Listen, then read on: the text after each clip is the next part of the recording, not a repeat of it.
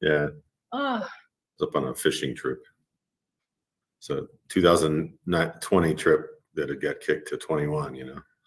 I do know. I'm on one of those trips right now, and you know, just trying to make up for lost time. Right.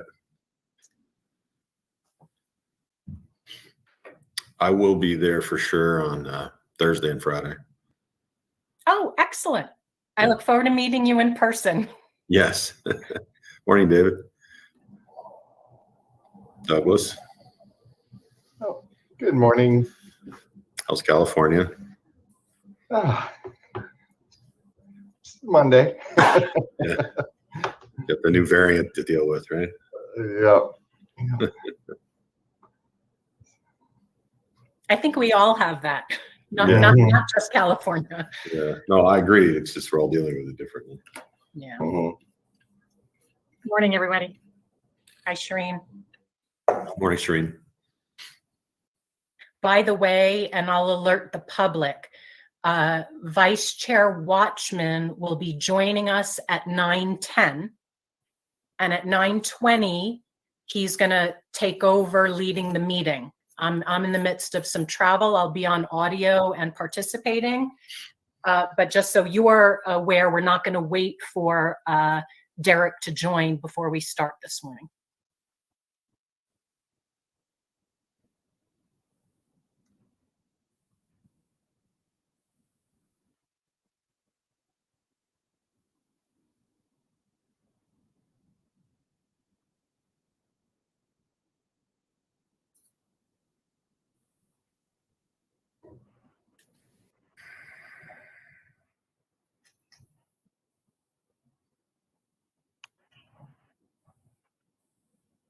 Brian. Morning. Morning. Good morning.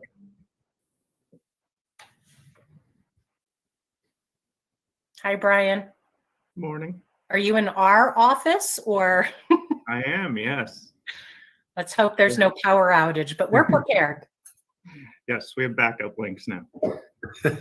By the end of the process, we're going to have all of the foolproof, you know, kind of, and we need to leave a journal for the next commission. Right. Of course, technology 10 years from now will be very different, but all the things you didn't think about.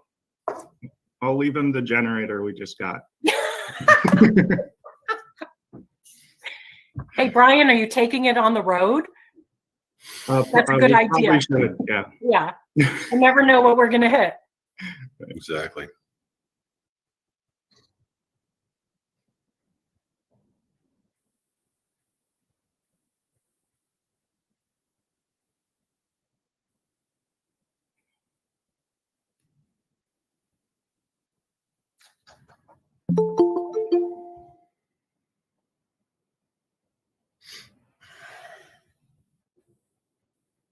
There he is.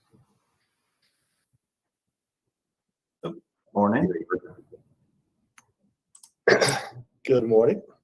Hi, Mark and Ivy. Good morning. How's everybody? Good. Good.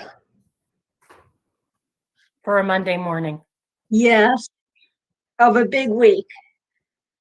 A Monday morning following a very, very bad basketball game a couple days ago. You know, I'm still upset. Actually, I love since we're not live, I think it's okay if I say this. Jeremy Duda has like the most amazing tweets.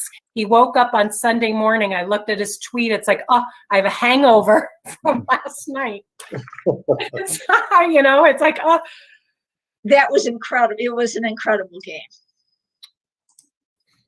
It's I mean, hard. we were up by so much, and then Well, the second quarter happened. We were up by so much, and then the second quarter. Okay, it's 8 a.m. and I believe everyone is on the call right now. Okay, great. Okay, so Val, does that mean that we are ready to start? Yes. Okay, awesome. We're going to get going. Thank you, everybody, for joining us on a day that is not typical. I want to thank my fellow commissioners, our staff, everybody for kind of rallying around a problem last week, and we apologize to the public for well, we couldn't control the outage, but now we have a new mechanism so that if there is an outage, we have a means through which we can continue our meeting.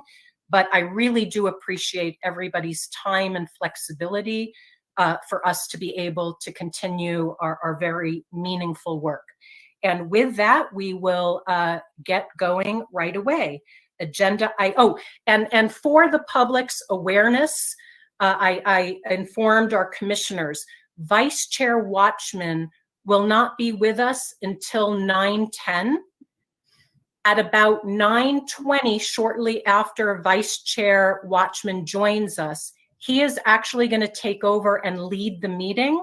I will be participating, but I'm in the middle of traveling, and so it's just a little bit more convenient for me to participate through audio. So just to give everybody a heads up that there will be this transition coming up in about an hour and 15 minutes or so. So with that, we'll get to agenda item number 1, call to order and roll call. 1A, call for quorum. It is 8:02 a.m. on Monday, July 19th, 2021. I call this meeting of the Independent Redistricting Commission to order. For the record, the Executive Assistant Valerie Newman will be taking roll. When your name is called, please indicate you are present. If you're unable to respond verbally, we ask that you please type your name. Val. Thank you, Madam Chair. Commissioner Lerner, Present. Commissioner Meal, Present. Commissioner York, Present. Chairperson Newberg. Present. And for the record, we also have in attendance Executive Director Brian Schmidt. We have our Deputy Director, Lori Van Haaren, Public Information Officer, Michelle Crank. From our legal team, we've got Roy Herrera and Jillian Andrews from Ballard Spar. And from Snell and Wilmer, we have Eric Spencer and Brett Johnson, I believe, will be joining us via telephone. He's there, thank you. And our mapping consultants, we've got Mark Flahan from Timmins and Doug Johnson and Ivy Beller Sikansky from NDC Research, and Angela Miller, our transcriptionist. That is it, everyone.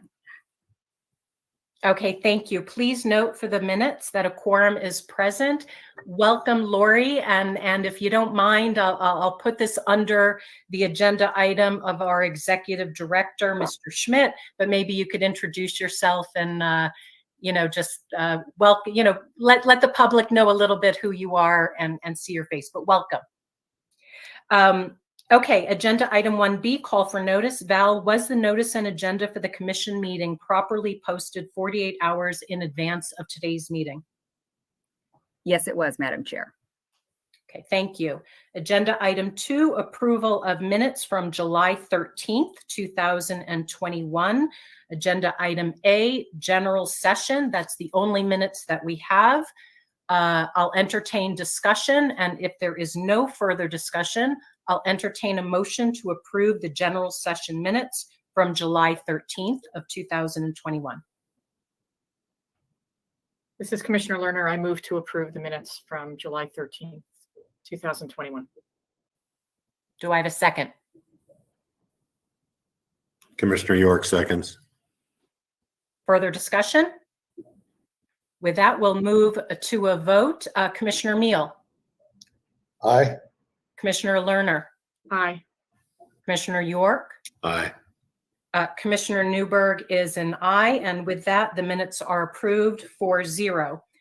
Thank you again, Val, for your excellent minutes. Agenda item number 3, opportunity for public comments. Public comment will open for a minimum of 30 minutes and remain open until the adjournment of the meeting. Comments will only be accepted electronically in writing on the link provided in the notice and agenda for this public meeting and will be limited to 3,000 characters. Please note, members of the commission may not discuss items that are not specifically identified on the agenda. Therefore, pursuant to ARS 38-431.01H, action taken as a result of public comment will be limited to directing staff to study the matter, responding to criticism, or scheduling the matter for further consideration and decision at a later date. With that, we move to agenda item number 4, discussion on public comments received prior to today's meeting of July 19th. I open it up to my fellow commissioners.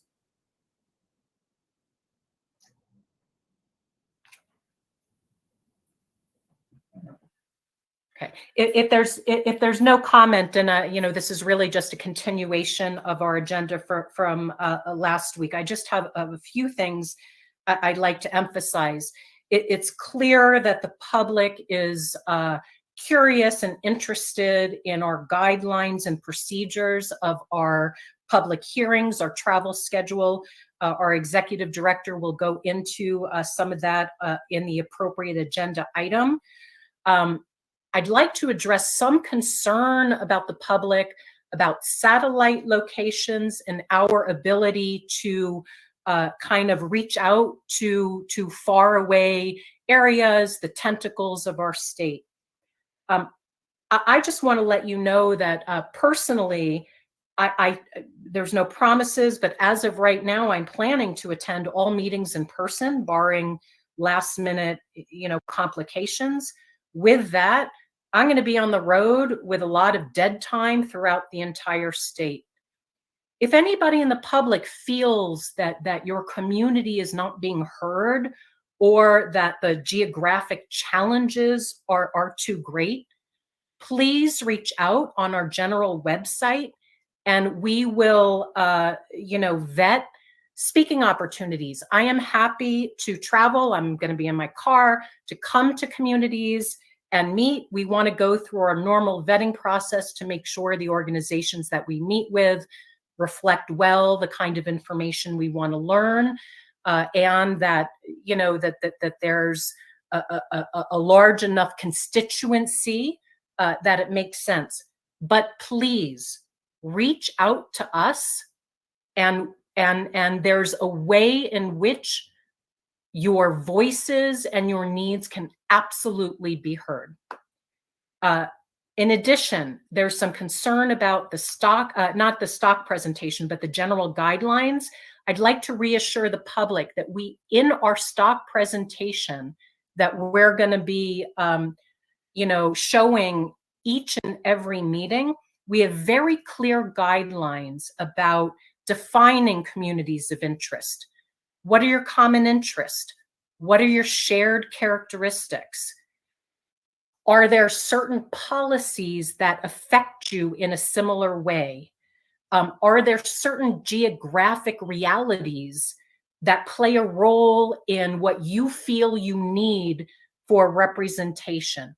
You don't have to remember what I'm saying, because this is all part of our presentation, but there's an interest in understanding how we're going to solicit the information that we want. We're also going to try to clarify what defines a community of interest. That's what we want to know. What are your common interests together? What do you feel you need to share with us in order for your, you know, freedoms, your needs to be represented? We will bring this up again during the agenda item, but I really just wanted to make sure that the public is aware that we're reading, digesting, and adjusting everything in our travel schedule based on what we're hearing. And other than that, that's all I have, unless any other commissioners would like to chime in. Okay. With that, we will move to agenda item number 5, which is the executive director's report and discussion thereof. And so I turn it over to Director Schmidt. Thank you, Madam Chair. First off, I would like to have Lori, our new Deputy Director, introduce herself to everyone. So Lori, Good over morning, to you. everyone. My name is Lori Van Haaren. I am the new Deputy Director for the Commission. I'm super excited to be here. I really appreciate the work that you all are doing. I know there's a lot of work ahead, and I'm excited to be a part of it.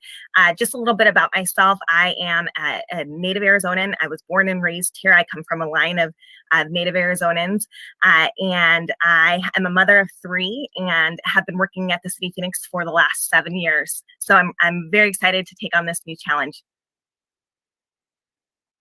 Thank you, Lori. All right, so I have a quick overview of last year's spending. Let me pull that up really quickly.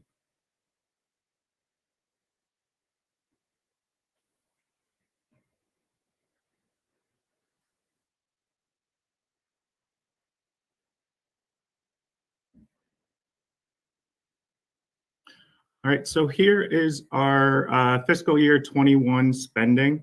In total, our budget was 500,000. Our legal fees accounted for about 291,000. The mapping software and hosting services cost $128,928. Personnel services were about $50,000 of our expenses. Outside professional and outside services were about 16,000. Employee-related expenses were 11,000, and then just general other operating costs were about 1,600. And as we move forward, we'll have a better picture of what this next year will look like. We don't know what's going to come, but we have a good general idea of what our expenses will be. So we will put together a slightly more detailed budget for this coming year, but we're in a interesting spot, just how the commission is set up, where we don't really know what we will face moving forward. But the budget allows us the flexibility to do what we'll have to do over the next year.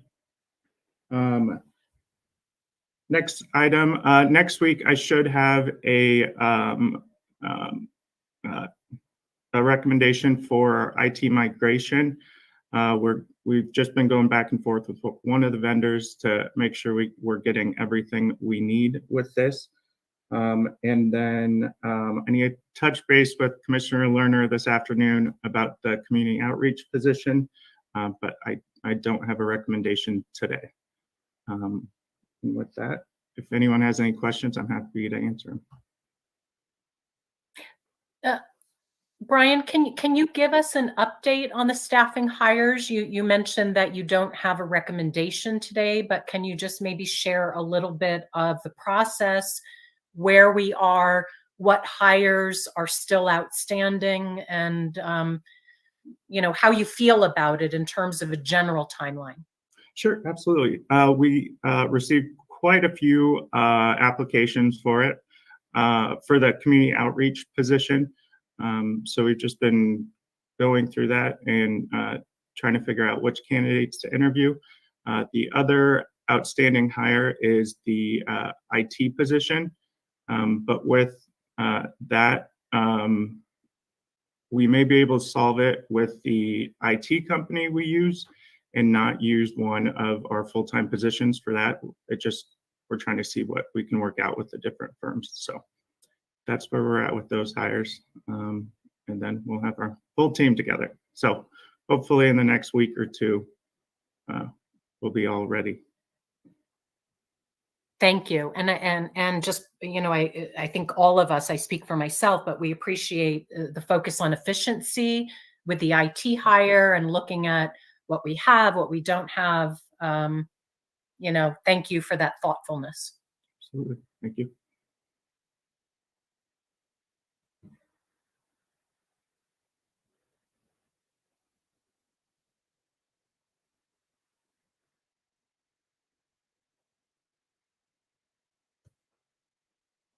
Anything else from anybody? Director Schmidt, anything else? That's all I have for you today. Okay, with that, we will move to agenda item number 6, update from our mapping consultants, Timmons NDC. We have A, the discussion and potential action on the proposed IRC timeline of events that was included in attachment A to our agenda, and B, presentation, discussion, and potential action on different measurements of competitiveness and potential presenters. With that, I turn it over to Timmons and NDC. Thank you very much. Good morning, Commission. Let me share my screen together. We got a good presentation for you.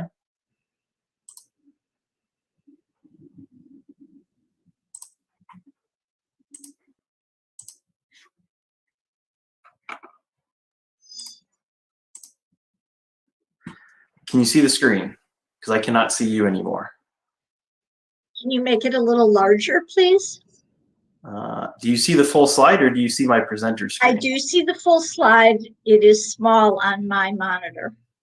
I don't know if I'm not, just FYI, on my monitor, it's half my computer, you know, so I see it well. Maybe others can chime in to see if they're having problems seeing it. I see it fine as well. And I also see it fine. Great. Okay. I don't think there's anything else I can do because it's full screen on my screen. Thank you. So a quick overview of what we're going to talk about from the agenda side. Like Madam Chairperson said, talk about the project schedule, then talk about the listening tour and the community of interest survey. Have some slides for that, and then we can give you a live tour as long as the internet allows us to, which it should. We'll talk about the elections database, the redistricting training session, and then we'll go over to Doug from NDC to talk about competitiveness training. And then at the very end, we can do some questions and answers if you guys have any questions. So the first thing we'll talk about is the project schedule. There was 2 project schedule options that were provided. Option 1, it is a 30-day grid map public comment period. And you will look at the socioeconomic report was due on the 13th, which is actually we'll show you today because we did not have, we had issues with the last meeting. Same with the listening tour feedback form, that'll be today. And the competitiveness training that was scheduled for last Tuesday will be today. On the 20th, hopefully we can get some competitiveness guest speakers on there. And then the biggest highlights here is the listening tour will be from the 23rd to the 9th. Esri software should be done the last week of July. We have set that up with Esri. We did get a week behind on that, so it should be done by the last week of July, and then that will set up Esri training for the first week of August and not the last week of July. The next thing that's really critical here is we have scheduled competitiveness grid map selection for the meeting on August the 3rd, with the hope that you guys can select the competitiveness methods on August 3rd. On August 16th, the census data, PL data should be released. And once that's released the next day, Esri will load the census PL data into the redistricting system, and that will take 2 weeks, which will be ready on the 3rd. And then starting right after that, we will load the Arizona state data into the redistricting system, and that'll take us a week out to September 6th. And then right before that, we will have the community of interest report done on August 31st. And that is the report from all of the listening tour meetings that you had and all of the community interest surveys that we had. We will compile the data and present it to you. So that way you can see what the public had. The next piece is that the mapping system will be live on the 13th, ready to build your grid maps, which then will look on the 14th. Competitiveness report and polarized voting report will be there on September 14th also for that grid map. And then the grid map 30-day review starts on September 15th and will run through 10/26/21, which will give you a 30-day grid map public comment period. And then after that, we'll compile your data from the 1022 to 1026. We will build your draft maps from 1027 to 1029, which will then allow you to have a public decision meeting on November 2nd through November 3rd. And then after that, after you guys have had your decision-making meeting, we will put out your draft maps for public review for 30-day comment from 11/4 to 12/6. And then after that, 12/9 through 12/17 will be the public review and the development of the tentative final maps. And after that, we'll have a county cleanup period. And then on the 22nd of December, the commission could adopt the final plans. So the key thing here is on the left side of the screen is the grid map review dates, the draft map hearings, and the public review of tentatively adopted plans, and allows you guys to adopt your plans by 12/22. So right before the Christmas timeframe. Any questions on option 1 before I go to option 2?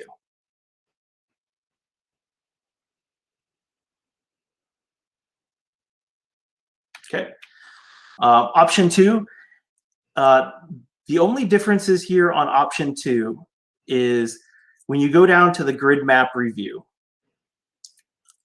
because everything above the grid map review is exactly the same in option 1, is it takes the grid map review from September 15th and it limits it to 23 days, which then takes it out to October 8th, 2021. And then that would make our grid map comment data compilation from October 11th through October 15th. And then we would develop your draft maps from October 15th to October 22nd, which would allow you also 3 days for a public decision meeting from the 22nd of October through the 27th of October. And then starting on October 28th would be the 30-day public review of the draft maps to 11/30. We would process all the data that we got from the draft maps from 11/30 to December 7th. Final map reading and comment time from December 7th to December 13th. Commission revise and tentatively adopt plans from 12/14 to 12/17. And then county cleanup would be 12/20 to 12/21, and the commission adopted plans on 12/22. So the difference is that we have more time after the draft maps review to take all the final data processing, make any changes that you would direct us to make, and allow you guys to have more time if you need more than 3 days to discuss and tentatively adopt the final plans. And then the key dates here are on the left side. Like I said, everything above the grid map is exactly the same as option 1. The dates that start to change is after the grid map review. Is there any questions on that? Well, this is Commissioner Lerner. I have a bunch of questions about the calendar and the schedule, but it may be better to go after your presentation, so you might answer them as we move forward. I don't know where the presentation is going, so I don't want to start now and then have you say, well, we're covering that. No, I got you on that. Like I said, I can't see the face block right now, so let me go to the next slide because that's the order of operations slide. And I think that'll help explain some of the stuff. And then once we get through the couple schedule slides, then let's open up the questions and answers for the schedule, because the rest of the items that we have are items that are listed here on the schedule, but I think it'd be better to stop there and answer any questions you have on the schedule.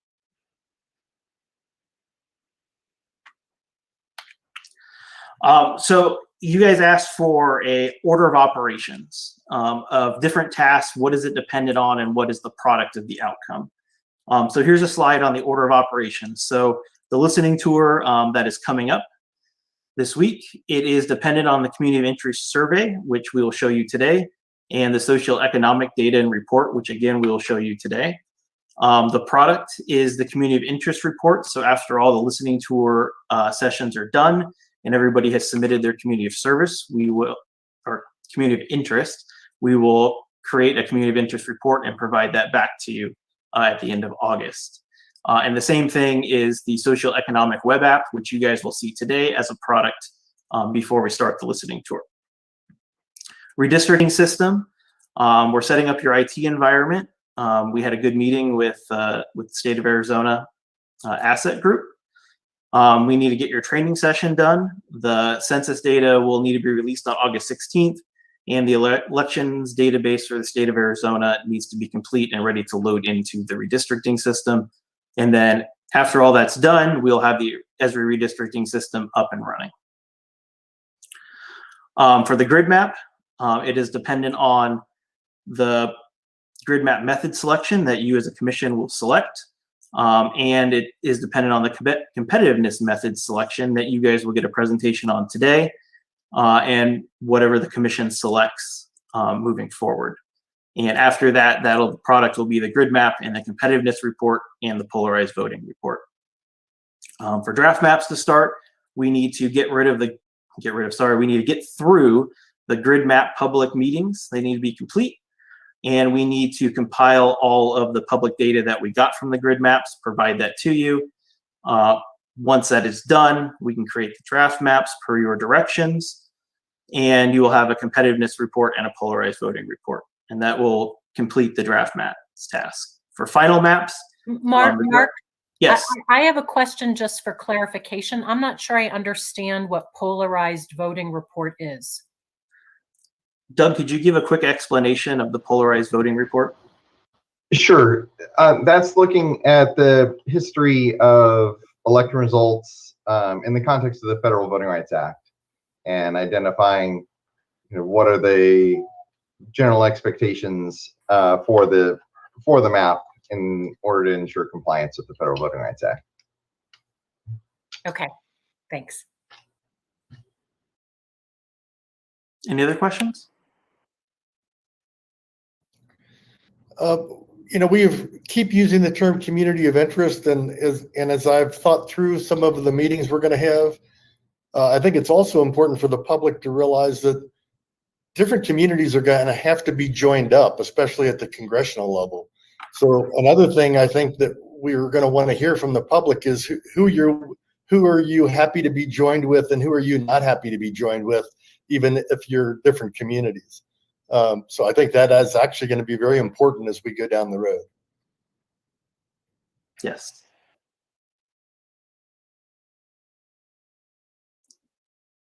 Any other questions?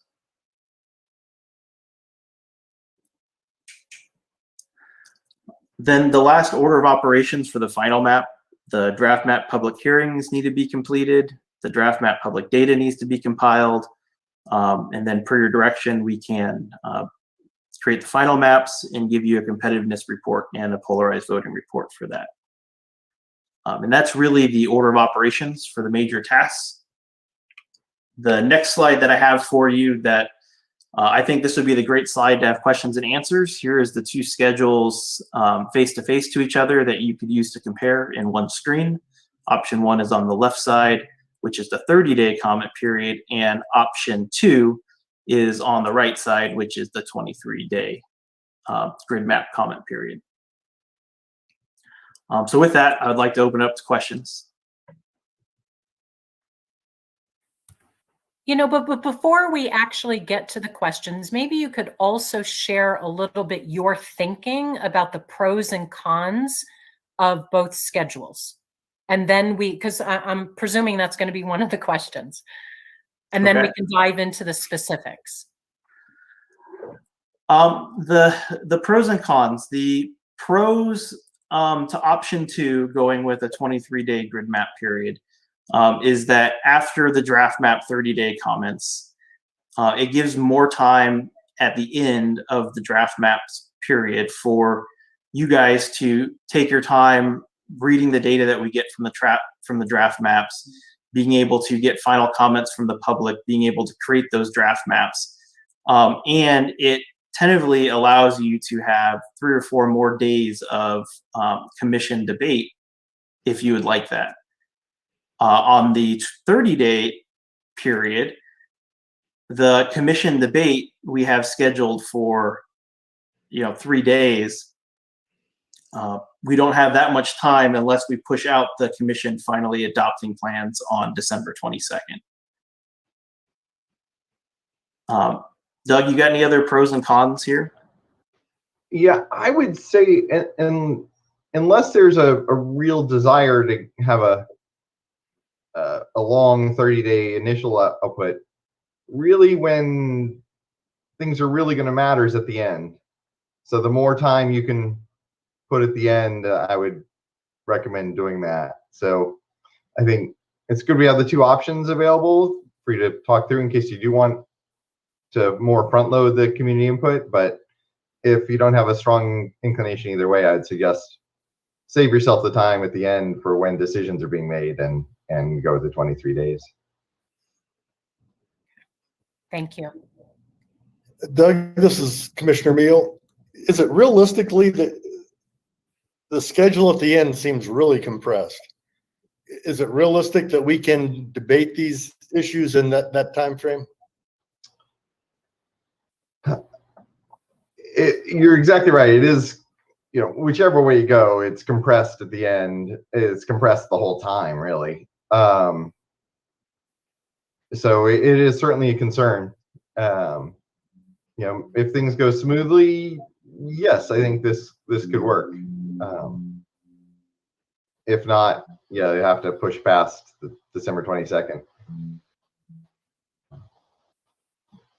But yeah, the delay with the census data just has everyone jammed up, of course, across the whole country, and in particular when your scope is as big as a state, that very compressed time frame is brutal. And Doug, along those lines, this early December deadline, I believe, is predicated on the Secretary of State's office desire to have, the maps done by early January. Can you share with us a little bit? I mean, we're presuming that there's going to be unexpected challenges, like maybe a power outage and losing our link. I mean, just as a funny example, but we also have legal challenges potentially coming up. How far back can we push that? And with that, and this is for a later conversation, what our holiday schedule ought to be, anticipating in an ideal world, a closing date of December 22nd, but understanding realities where this might be headed into January so we can all be prepared.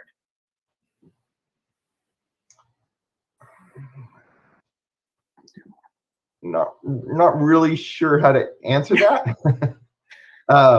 When we did look back, the IRC version 1.0 filed their maps with the Department of Justice January 24th, and IRC 2.0 filed their maps with the Department of Justice February 10th and 28th. So they both did run longer, but as you say, we've got this request from the Secretary of State to try to finish sooner. Yeah, I mean, there's obviously in aiming to finish before essentially the New Year deadline from the Secretary of State, that has us very, very compressed without a doubt. But that's not a statutory requirement. It's a process requirement. Right. And so just to be clear, these, I'm not suggesting that we don't aim with the greatest commitment. These are aspirational deadlines, and with circumstances that present, themselves, this would allow us a few weeks of, wiggle room at the end to accommodate unexpected challenges. Am I understanding that correctly? Well, the question is when you say this, the schedule does not allow wiggle room. This is jamming together to get it done. Well, but we would have the ability to modify. I'll defer to legal on that. Okay. This is Commissioner Lerner. I actually was going to see, since Doug just mentioned that, could we get a sense from legal? Because I have the same concerns that everybody else is expressing about that December 22nd date and our compression. The most important thing we're trying to do is work on these specific maps. The grid map is just the beginning point, but we have very little time. So maybe, I know the Secretary of State has requested that, but if we are not legally obligated, perhaps we can, and maybe the legal folks can tell us, is can we just change that date to what we think will work for us? Because this is so important that I'd love to know if there's a way for us to just make that decision, and then our consultants can actually adjust the timeline to say, all right, now we're going to go another 2 weeks. Here's how we would envision this working, because they're working with this very compressed date that seems almost a little artificial based on simply what the Secretary of State has requested versus what is required by them. So since Doug mentioned legal, I don't know, Chair Newberg, if we can request legal's perspective. Please, legal. Thank you, Madam Chair and Commissioner Lerner. So from the legal perspective, as far as what the requirements are, I mean, the Constitution is clear in that the Commission has to adopt a grid map, make adjustments to that grid map based on all 6 of the factors, adopt the draft maps, and then provide a 30-day comment period before the final adoption.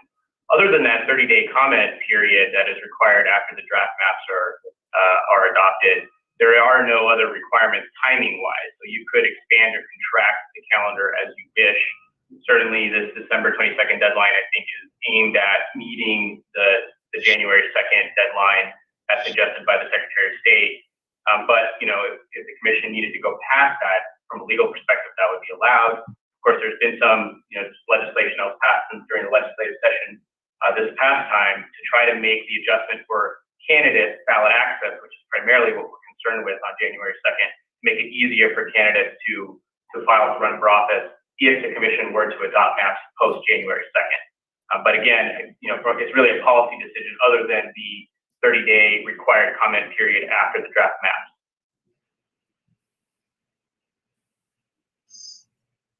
And just to be clear, Roy, what you're saying is we can adopt an aspirational schedule, and when circumstances come, there are no legal barriers to us adjusting the timeline. That's correct. Go ahead. Sorry, Madam Chair. That's correct. I mean, other than the 30-day comment period and the other things that the Commission has to do, of course, adopting a grid map, drafting draft maps, and adopting final maps. Other than that 30-day comment period, there's not a timing legal requirement.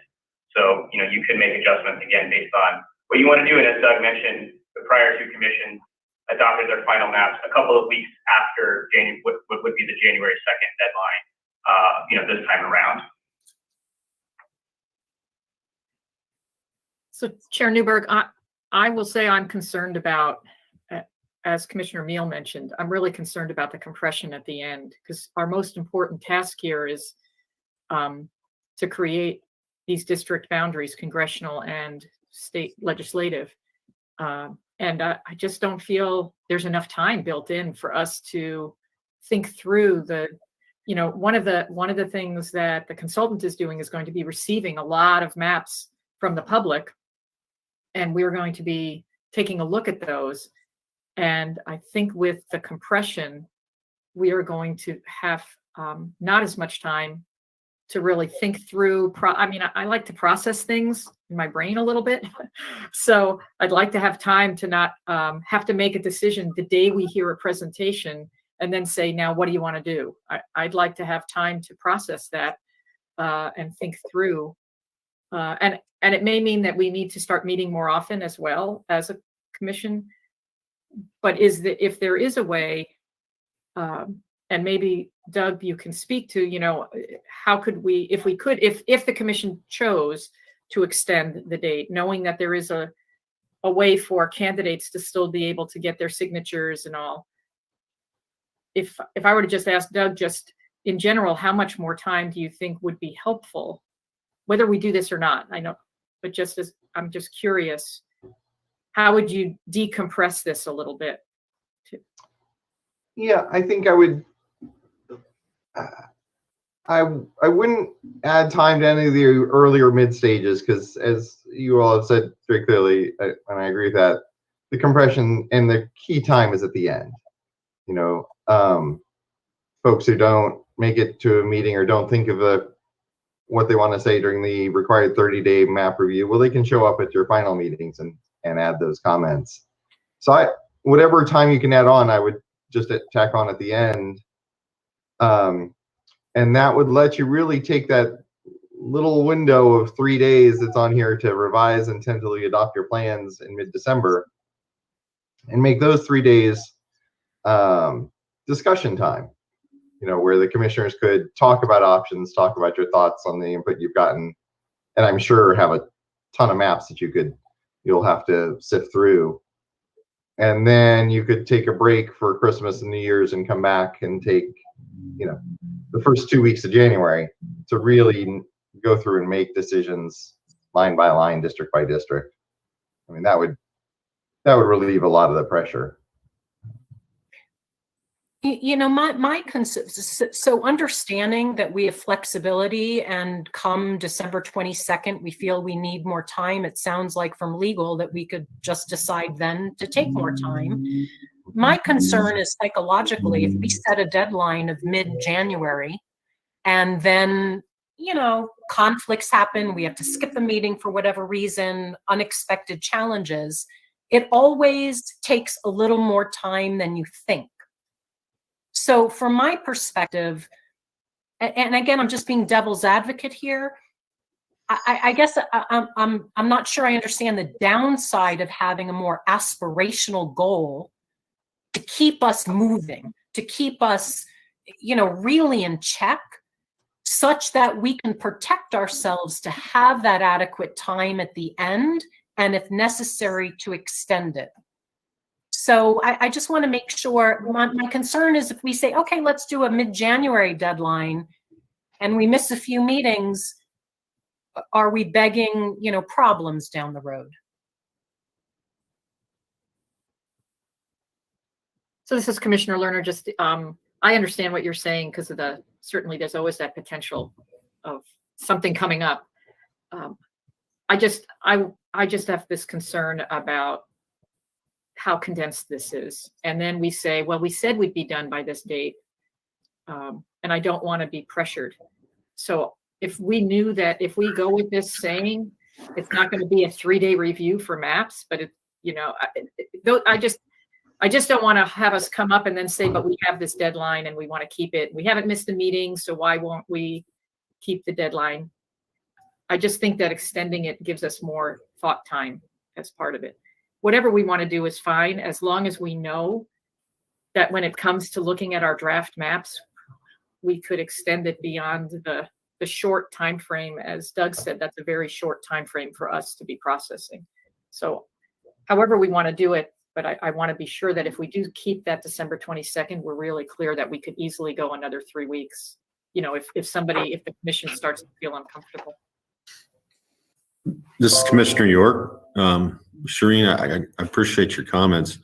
I'm inclined to agree with Commissioner Newberg as far as let's adopt option 2 and allow us some time for reviewing. I don't think we're going to have a sense of the pace until sometime in October, because realistically, most commissioners, most IRCs receive data in March.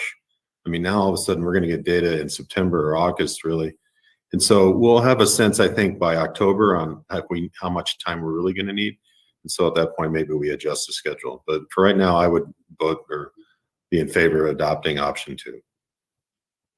This is Commissioner Meal.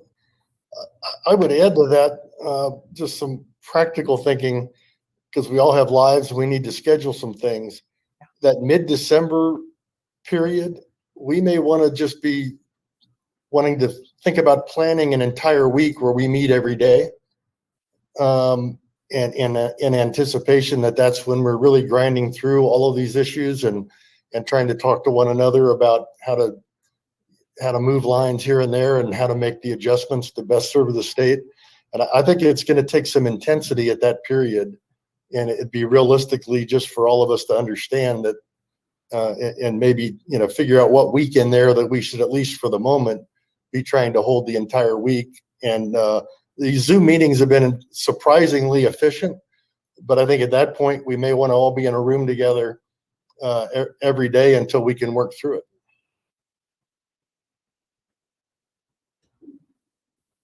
I'm really glad, Commissioner Meal, that you mentioned that, and that piggybacks on Commissioner Lerner's comment about increasing the frequency of our meetings. I think we're all hearing that as it approaches later in the year, it's going to be much more time consuming, much more demanding, and we don't have to do this now, but I really suggest that Director Schmidt get in touch with us with our holiday schedules, and staff and commissioners try to get on the same page with protected days that we can collectively decide to, do what we need to do or want to do over the holidays.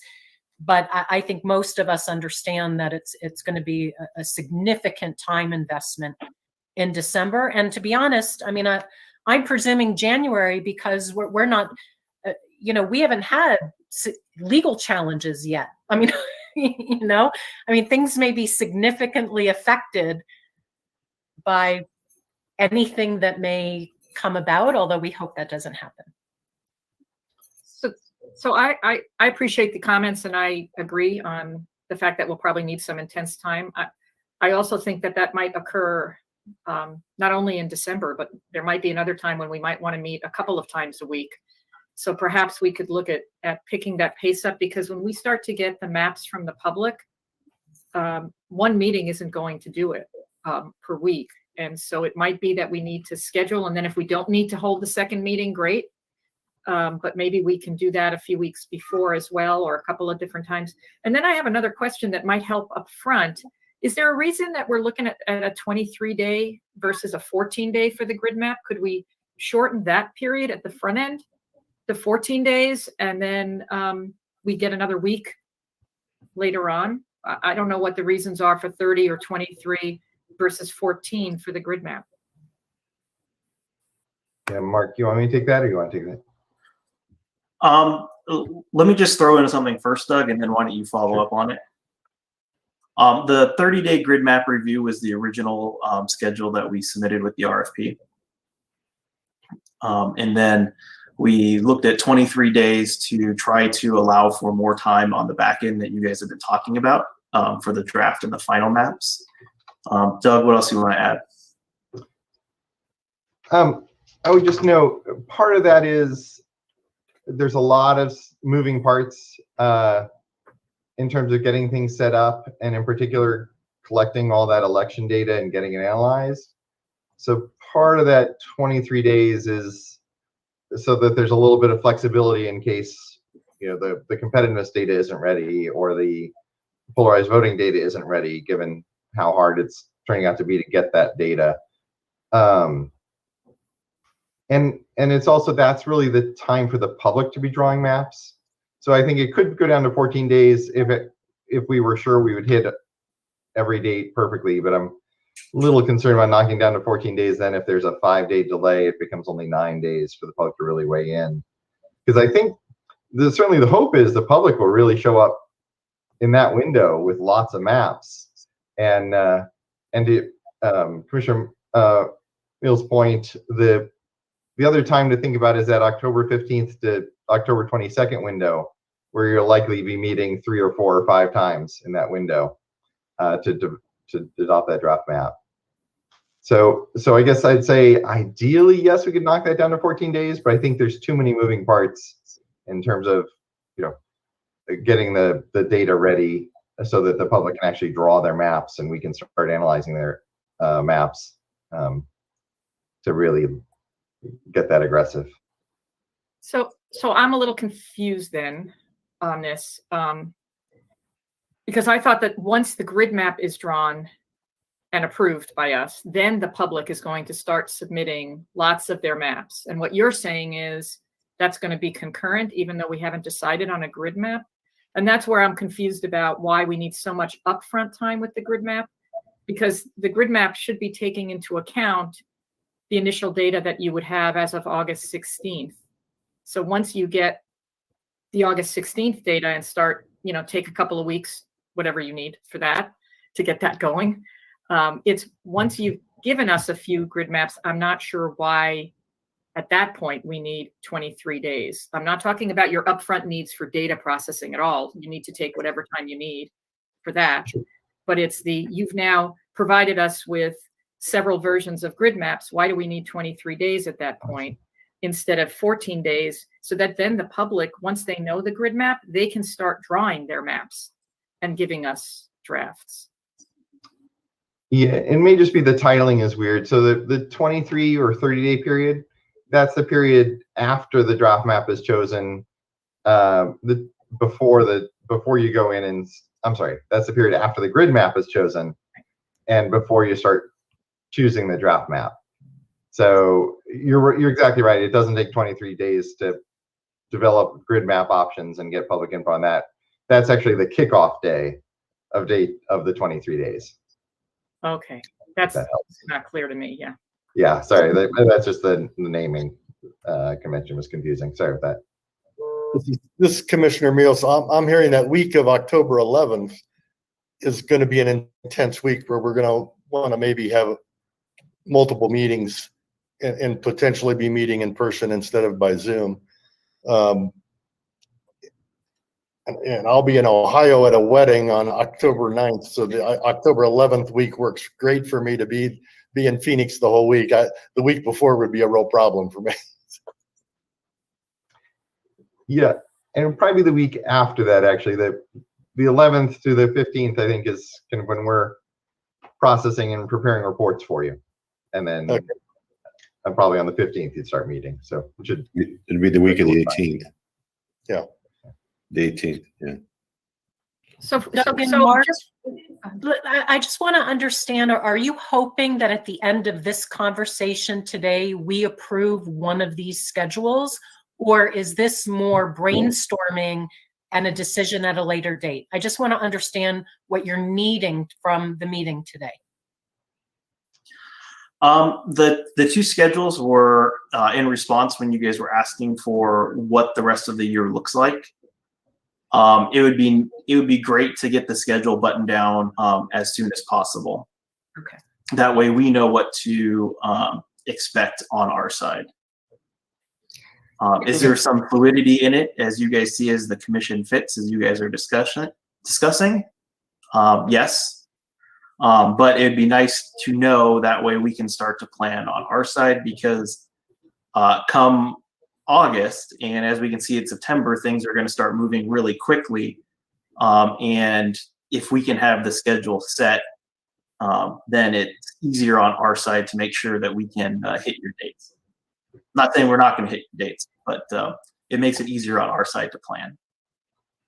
Can I ask a question then about, let's go back to the front end, on how much time we have for the grid map development to look at? Because I was very confused. I thought that the grid map, you were saying we had 23 days just for the grid map. I'm much more comfortable now knowing that once we have the grid map, now we've got this period of time for the public to submit draft maps, for us to play around with mapping, all of those things. That's what you're saying, is that's the period, or 30 days. But can you talk about a little bit of the upfront on what's going to happen with our development of the grid map? It looked like we have basically 1 day to do that. And I know that I'm probably not reading that correctly. So if you can clarify. So the dates that are highlighted, that are shaded in gray, are all of the timeframes periods where we're out getting public comment. And that's why the listening tour dates are shaded gray. That's where the grid map 30-day review is shaded gray. And that's where the draft map 30-day public review is shaded gray. So that's all the times that you'd be getting information from the public. And that's really what changed from the 30-day grid map review to the 23-day grid map review, is that comment time. For the grid map to be adopted, the commission will decide on a method to create the grid map, and then we will create the grid map. Doug, you want to talk about the creation of it, or the process? Yeah, so the grid map is essentially an automated map. You'll pick kind of where we start, what direction you go, but there's not a lot of discretion, beyond in kind of here's the map so far, which way do we go halfway through. It's more, at least traditionally, it's been a map that, we picked a method for creating this grid and just it's almost hit a button and the computer makes it. It doesn't quite get that easy, but that's kind of the goal. So that's the reason why we had the earlier discussion about talking about options for how the map would be made even before the data is available. And then we just thought one day where we do it in public, make that map. But it wouldn't be a lot of, at least as we're envisioning it, it wouldn't be a lot of back and forth and decisions. It would simply be, here's the method you gave us for how you want us to make it. Boom, we make it. And there's your map. Would that be the kind of thing where we could, because I'll be honest, I mean, I don't know what it's going to look like. We're going to give you some options based on you're going to give us advice. We'll give you some options. It might be nice for you to give us some options, and then whatever our next meeting is, whether it's that week or the week after, we can then make that decision. So again, we can kind of look at it. Doing something the same day just always makes me nervous when we're making that big a decision versus having, even if it's at a Tuesday, Thursday, and we just have some time to kind of go, now, why would I want this one over that one, and have me have some time to think through. Is that possible to give us some time like that? Yeah, so what Mark's got on here is, in the 23-day version, is the August 3rd would be a big in-depth discussion about the methods that have been used in the past and some new ones that technology advancements have made possible now that you could choose from for how to make the grid. So August 3rd, we discussed that. You could make a decision there or any time between then and actually drawing the map a month later, September 14th. So you would have a number of meetings where you could discuss and think about it and get public input on it, obviously, about how to do that. This is Commissioner Meal. I think I'm hearing a consensus that of the two schedules, we all are leaning to the 23-day one and tightening that up. I don't hear any disagreement on that. And I'm also hearing that from October 11th to December 22nd is going to be an extremely intense time for the commission, which is not unexpected. And I think those are the key takeaways, but I would suggest that we just approve the 23-day, the option 2, and move forward. And I don't know if on the schedule we could highlight that there's going to be significantly more meetings between October 11th and December 22nd than once a week, or if we want to show that in any way. But I think we are all aware of that. I agree, and I would also like to emphasize that it seems that this map is aspirational, a goal, something to motivate us to work very hard, schedule frequent meetings, but it provides a little bit of buffer for unexpected, complications, and that we retain all ability to adjust outside of obviously the legal requirements. And so, I feel quite comfortable with this personally. And Chairwoman, even though it's aspirational, the public is well served if we could actually achieve it. I mean, there's a lot of people waiting for our work to be completed. So I think it's aspirational, but it's also a true goal. And if we could hit this, it would be wonderful. And it would really help a lot of people if we could achieve it. I agree. To say only it's aspirational would defeat the purpose. So yes, we would embrace the goal with sincerity. But again, I just come back to the fact that we have no idea what to expect with legal challenges. So I think we all ought to go into this with eyes wide open. And we cannot compromise the quality, the end product. I mean, as Commissioner Lerner's saying, there needs to be a certain amount of deliberation and consideration to provide the maps that the state deserves. So I'm all for going all in for this timeline, with the caveat that we will not be careless or reckless and compromise the integrity of the maps. And I agree with everything that Commissioner Meal and Chair Newberg. I agree with both of you. I mean, obviously we'll have a goal, but I don't want to compromise it by trying to just meet the arbitrary December 22nd date. I'd like to also just, and I agree also that I think we're all in agreement on the 23 days. Some of the terminology that's being used in your calendar is why I've been confused, I'll be honest. So I don't know if when you go back, it would help me if you could sort of clarify that. I know you're probably using the terminology you're used to, but it's not what somebody outside would be used to. So maybe that's why I was so confused about why are we doing that with the grid map.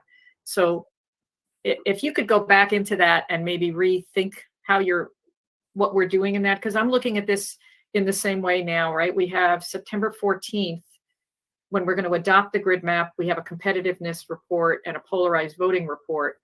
But should we be adopting the grid map before we have seen those reports, or should we be seeing those reports and then adopting those?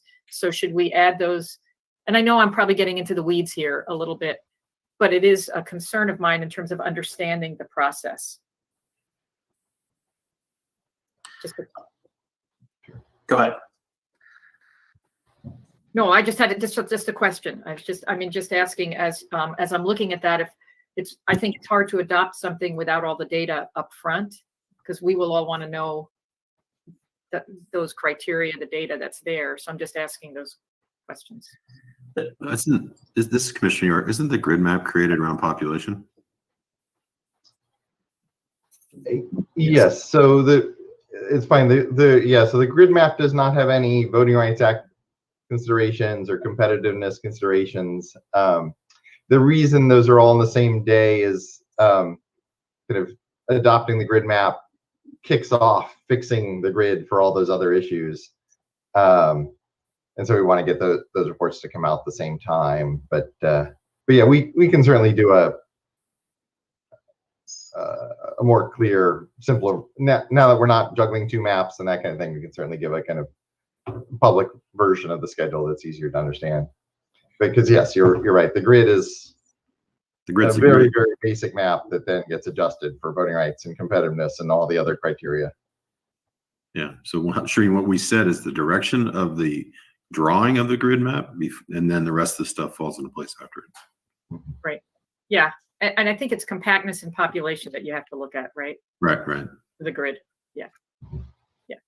I'm more just trying to get clarification. I know I'm in the weeds. Sorry. No, you're fine. But if they're able to blow up the schedule now based on us choosing option 2, then we can get a little more clarity to the public. Absolutely.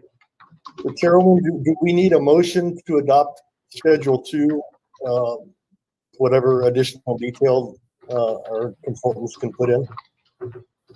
I don't know if we need a formal motion. Doug, Council, would you like a formal motion?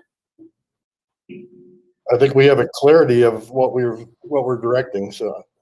Okay, excellent. So I will entertain a motion to approve option. It's 2, correct? It's yes. Very small writing. Yeah. Option 2 of the schedule, and I'd like to just thank our mapping team. We're catching up with the jargon. I know a lot of this is just second nature to you, but the lay leaders and the public, it's, just making sure we understand what each and every item means. And so that the language, we're all really speaking to the same issue. But I agree. I think there's a lot of consensus that option 2 is what works for our commission, with a strong goal, but understanding that there is some legal flexibility within this in order for us to make sure that the quality of the map serves the state.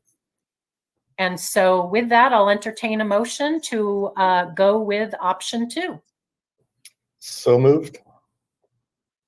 Commissioner Lerner seconds. If there's no further discussion, we'll take a vote. Commissioner Meal. Yes. Commissioner Lerner. Yes. Commissioner York. Yes. Commissioner Newberg is a yes, aye, and with that 4-0, we will go with option 2.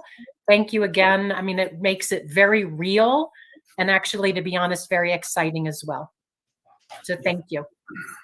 And just to clarify then, is this, we will get a new version of option 2 with a little more clarity on some of the items on what will be happening in each category where needed. Yes, I'll add a description to all of the dates here. So that way we're working on the same data and the same knowledge. Thank you. Not by tomorrow though, but I'll have it to you shortly after this. Excellent. Thank you so much.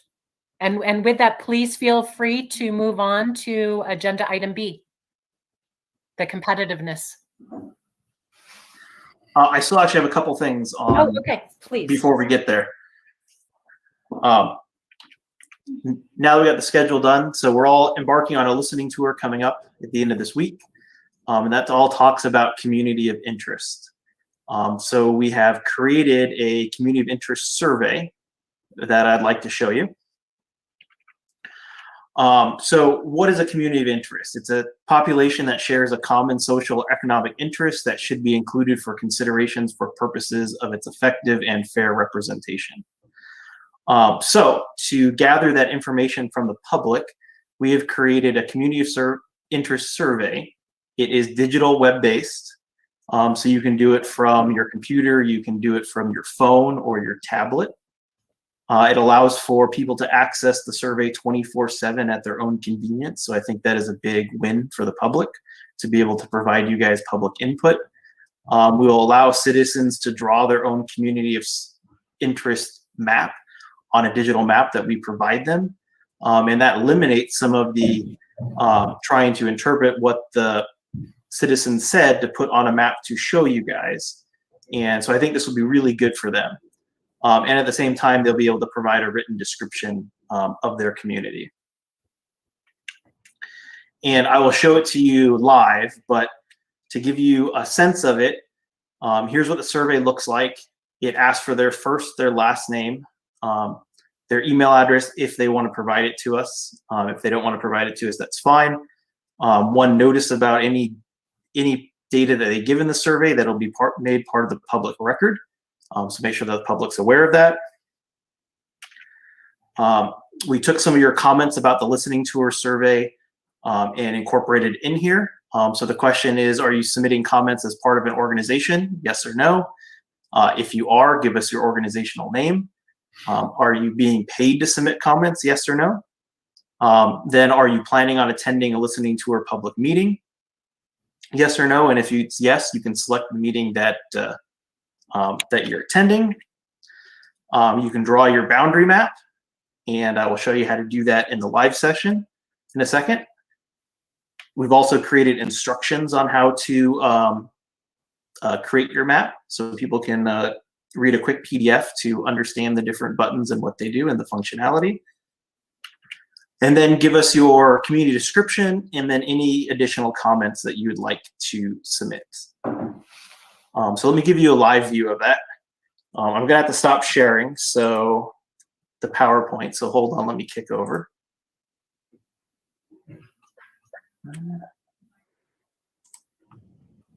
And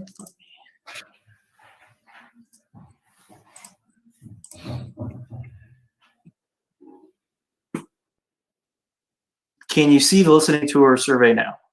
Mm-hmm. Perfect. Yes. So we have created two different versions of the listening tour survey, one in English and one in Spanish. I'm going to show you the English one here first. So we also have a full screen version of it. Basically, it provides you some quick information about every 10 years since it provides insights into changing populations and demographics across the country.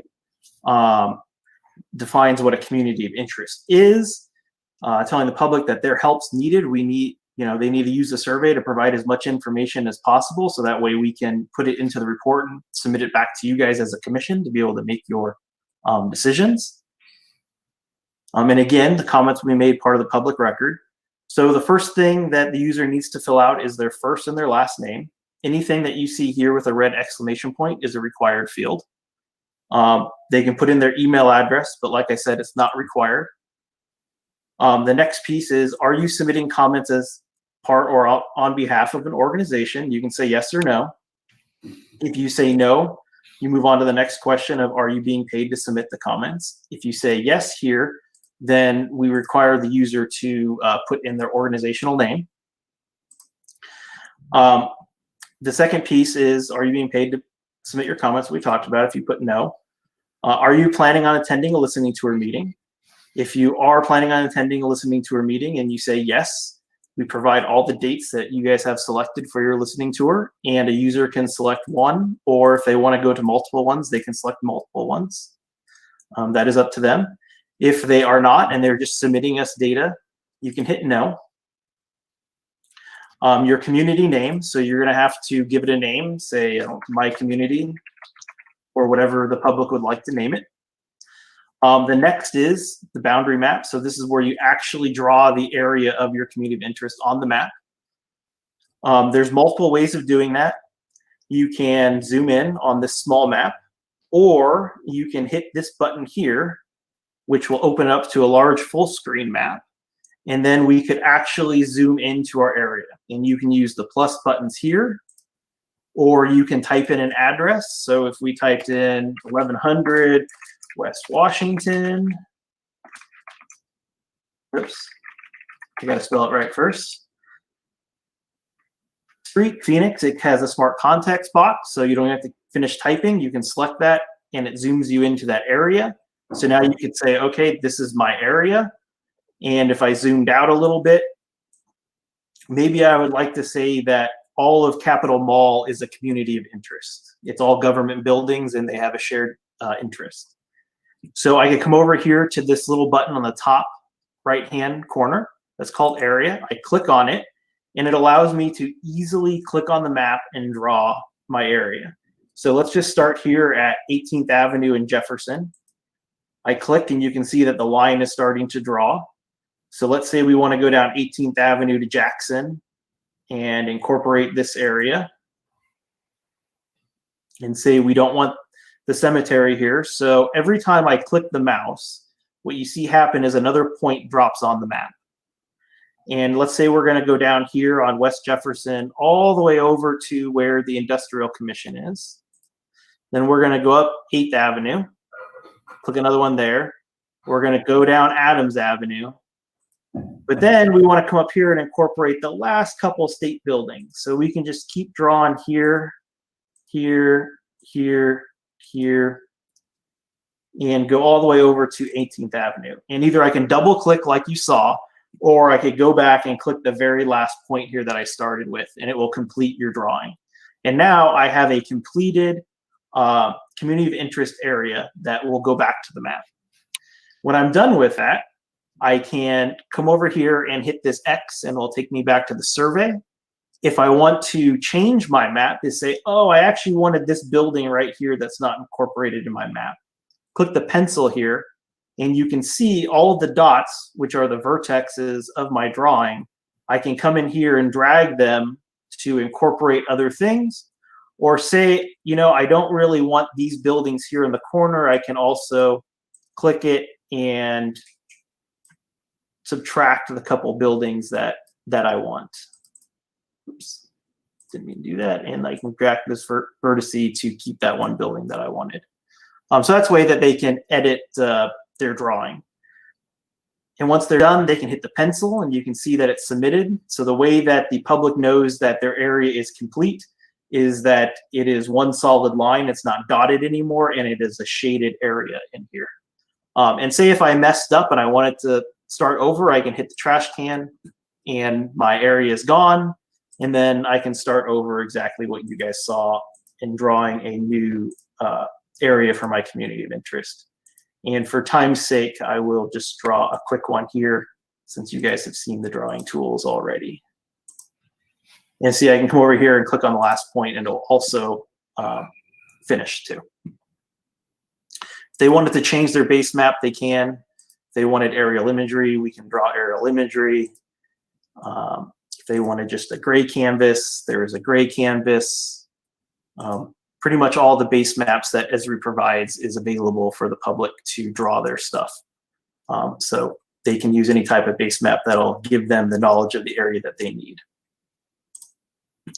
Now, after I click X, you can see that here's my area for my community boundary. Submit in the map. I can say, give you a description. And then if I want to put any additional comments, I can, but this is not required.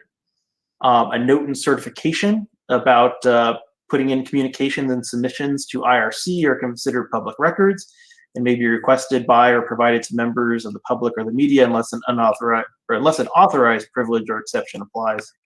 And then it's just by submitting the below information, any attachments, you are certifying that the information is true and correct to the best of your knowledge.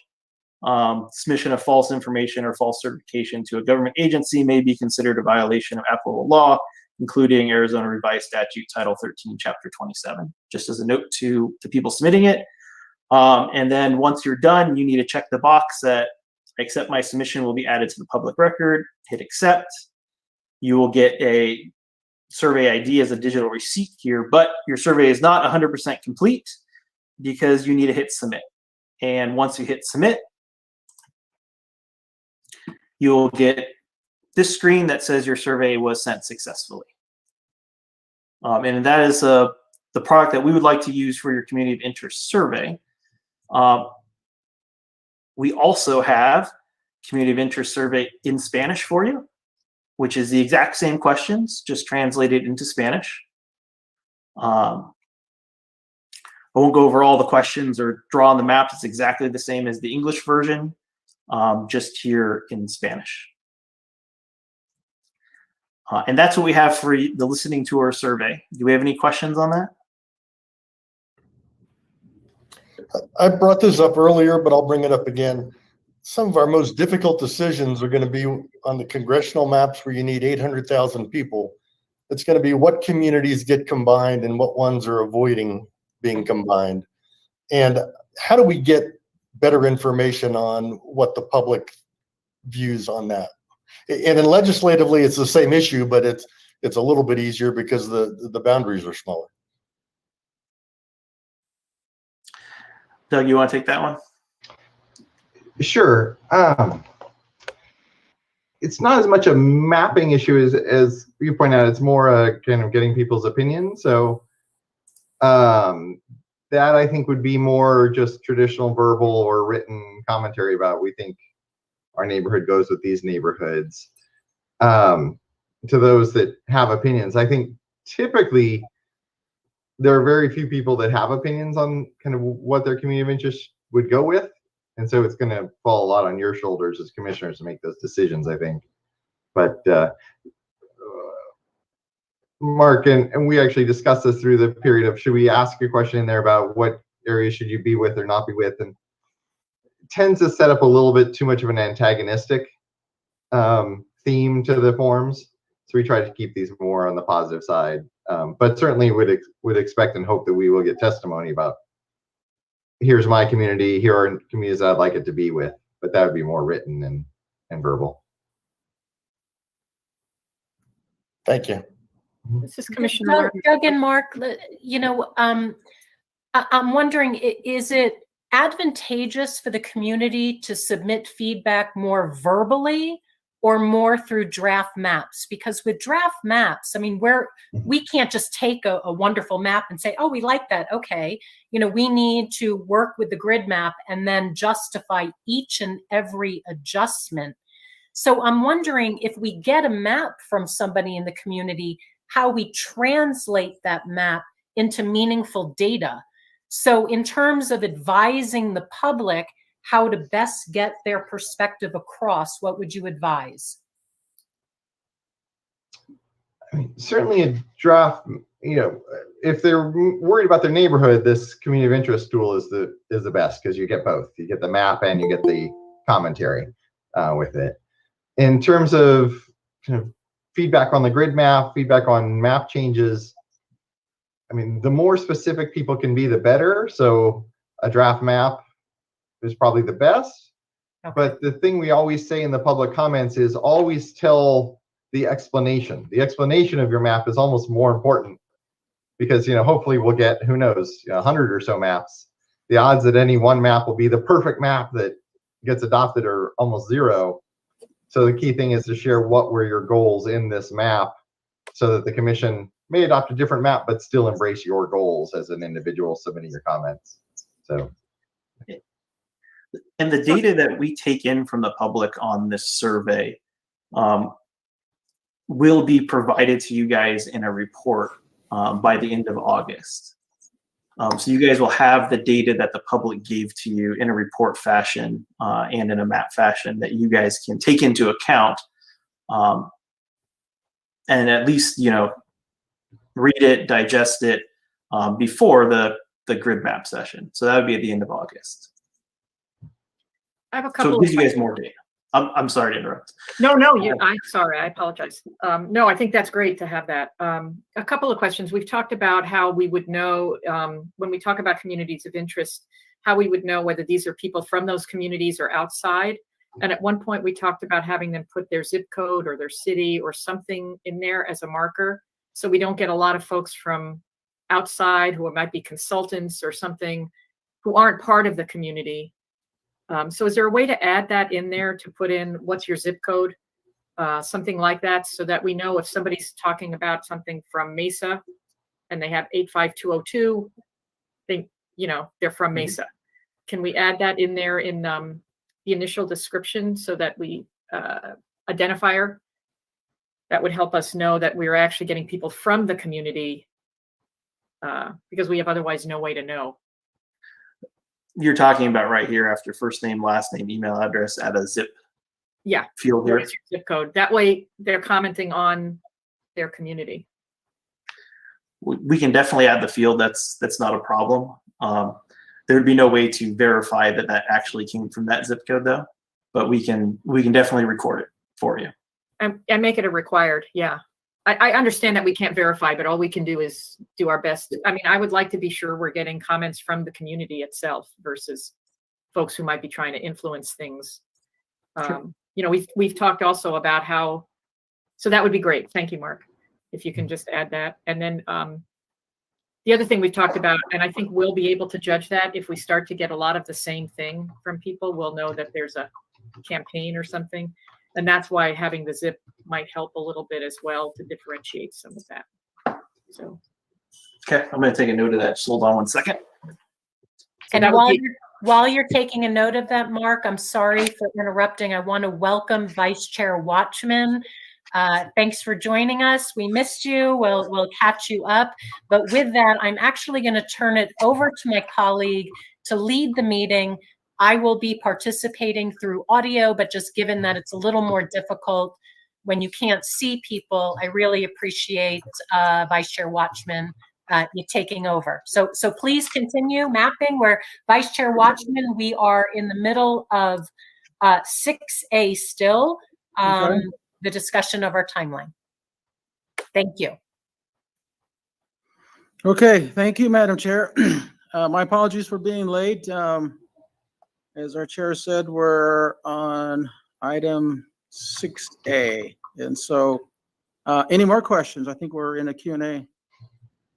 I have another follow-up question, Mark. When is this going to be published? The goal will be for it to be published today, but we got to go make a small change. So we're still gonna try to get it done by today. Okay. That way we can give it to Brian to be able to put on your website. Okay. And one thing I'd add to that, the hope is just to emphasize that folks will fill this out before they come to the listening tour meetings, so that at the listening tour we can pull up their map and show it at the tour, and that will save time during the listening tour and make it very easy for folks to specifically show their map to you while you're hearing them talk about what makes their area a community of interest. I'll just say I'm really appreciative of this. I think this is a great addition for the listening tour to get more feedback, as much feedback as possible. And with that one little addition, and that'll be a requirement, right? The zip code, you'll make that as a required, right? Yep. I think this will be really helpful for us to be hearing from people. Yeah, it would. Thank you. Thank you, Doug and Shireen, Commissioner Lerner. Any questions? I have a question on the listening tour, and I don't know if this is the right time to ask it, but I'll ask it. Go ahead. When we do these tours, do we have a timeline? How long are each of these meetings going to be? Are we going to actually have a hard close? Are we going to have an open-ended close? How is that going to happen?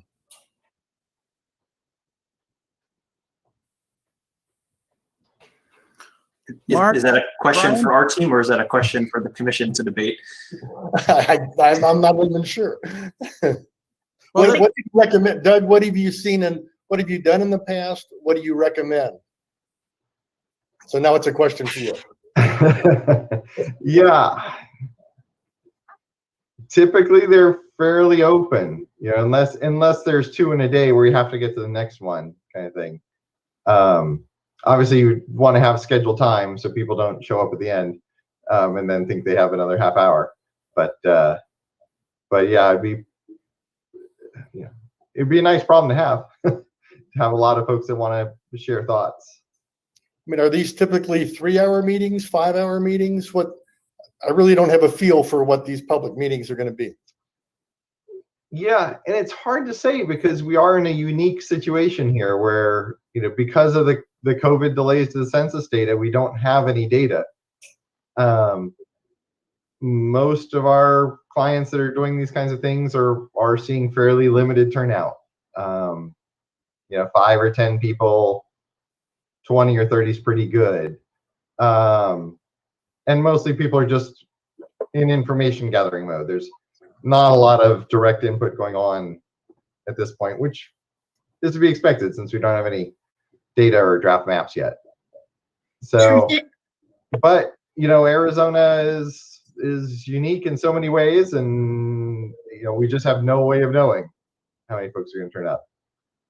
Traditionally, we have found greater involvement as the process proceeds. So once we have draft maps, you would see that second round of meetings being much more active. Traditionally, that's what we've seen. Can I ask a question then? A follow-up, Commissioner Meal? That's a great Go question. ahead. Maybe Great. maybe Brian knows the answer. Have we got a structure for our meetings at this point where we have how many minutes we're allowing people to speak? Those kinds of things, because that might help us have a sense of it if we know, and for the public too, to know you have 3 minutes, you have 5 minutes, you know, they can prepare accordingly. And then that might help us know a little bit of that structure. I could quickly just go through the rough run of show that we have.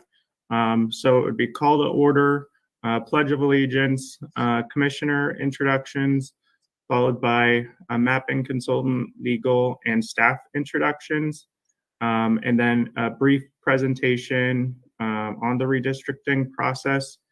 And then we would open it up to public comments for 2-3 minutes.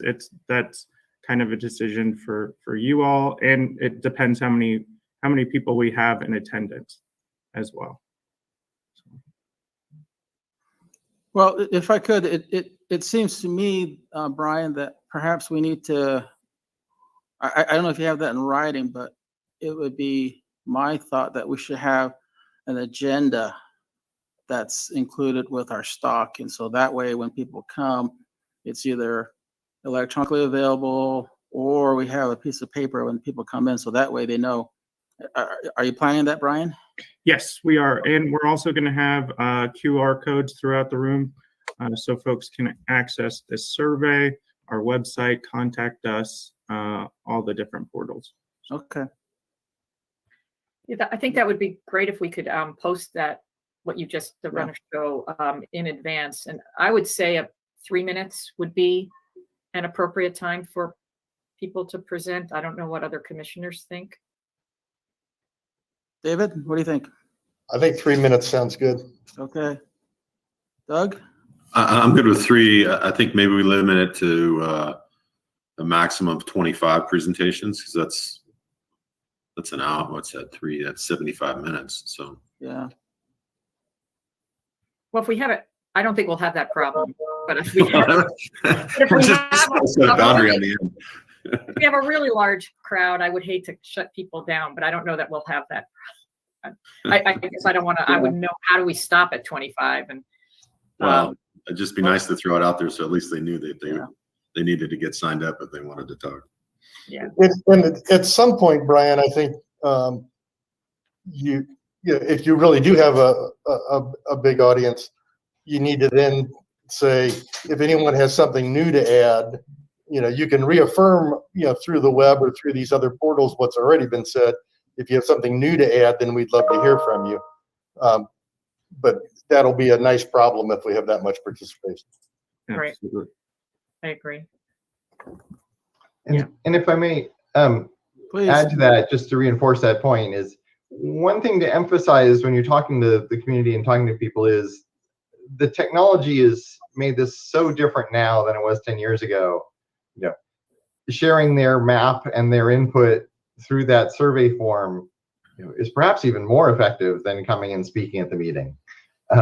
This is now a 24/7 input process, not a you only get to offer your input at a meeting process.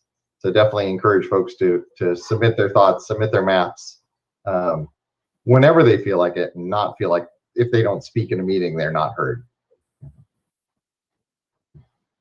So I have a question, Brian. We're going to also have this via Zoom, and so, or whatever platform, we're going to have to give those people some time as well. Is that correct? So currently, the plan would to encourage people to go and use the electronic survey. We can also open up public comments so people could comment that way as well. There's a lot of moving pieces, so I want to make sure when people show up at any of the locations that they get a chance to speak if they would like. But that's how we were planning on handling the electronic input, not necessarily folks joining via Zoom. So can you clarify how the remote locations will ultimately work then? So I think we want to be sure. So the commissioners may be in one location, but then people will be at another remote location. We will be seeing their presentations as well, right? Their testimony. Yes, so they would act kind of like a tile on our screen today. So it would be Kingman or Buckeye or wherever we are. That's how they'd be able to participate. Okay. And we pull up their submission on the map in the main room, so it'd go on that screen as another tile. Right. Okay. Great questions. Any other questions? And so we're on item 6A. Is that correct? So we need to move on to 6B shortly. Just sorry, as a follow-up then, Brian, ahead. you'll just go ahead and you and NDC Timmons will at some point by the end of the day, hopefully have a lot of this information, or by early or sometime by tomorrow at the latest, maybe have all this information up so people can plan and prepare. Some people who may have been planning on going to a meeting may choose not to. Other people may say, I really want to see how the meetings work. Now they're going to go. But if we can get all that up there, that'll give the public plenty of time to kind of look at stuff and make their plans. Because this all sounds, it's all coming together. It's a lot of work, like you said, but it's all coming together. Yes, we will get all the new information up and then really start pushing it out to the public. And then Brian, we also, as commissioners, need to know who's going to be at what meetings. I know that first week is extremely difficult for me, but I'm going to try to join by Zoom on a few. And then that second week, I'm going to be very active just because of things I have going on. And I want to make sure, and I've heard Chairwoman Newberg say she'll be at most of them. In the previous commission, they had anywhere from 2 to 3 commissioners at any given meeting. And I think as long as we know that we're covering and at least have 2 or 3 of us at each meeting, then I'll be more comfortable knowing that I'm not able to make much of it that first week in person. So it'd be good for us to see who's going to be able to go to what. Sure, we will get all the meeting information out to you all for calling in or signing in, and then also attendance. Currently at all of the hearings, we have at least 2 commissioners at each of the main locations. Okay, good. Yeah, Thank you, Brian, Commissioner Meal. I appreciate that because I have the same concerns Yeah. because I'm not able to attend all of them either in person. Brian, if you could, I know you did a survey. You asked me, and I said I'll be at all of them. So if you could kind of put that into a chart for all of us, that way we can answer Commissioner Meal's question, and so that we have good coverage. Absolutely. Okay. Okay, any other discussion on item 6A, discussion and potential action for proposed IRC timeline of events? And just to Yeah, clarify, go ahead, Commissioner Newberg. Hi, yes, I just wanted to make one comment about the time frame of the public hearings. You know, we don't know how many people are going to show up, and once we create the effort of getting there and having security and guidelines, you know, I think we need to be prepared to be there for a while. I obviously we need an end point. We can't be there, you know, endless hours, but I think we should be prepared to be there for a significant enough amount of time to get through, you know, the amount of public comment that's there. Thank you. I agree. Yeah, thank you, Madam Chair. I agree. We're gonna have to play it by ear for the first couple hearings, and then we'll have an idea, you know, as to how form and content for the remainder of the meeting. So colleagues, you know, plan on being there as much as you can, you know, from in case that we start at 5 for the rest of the evening.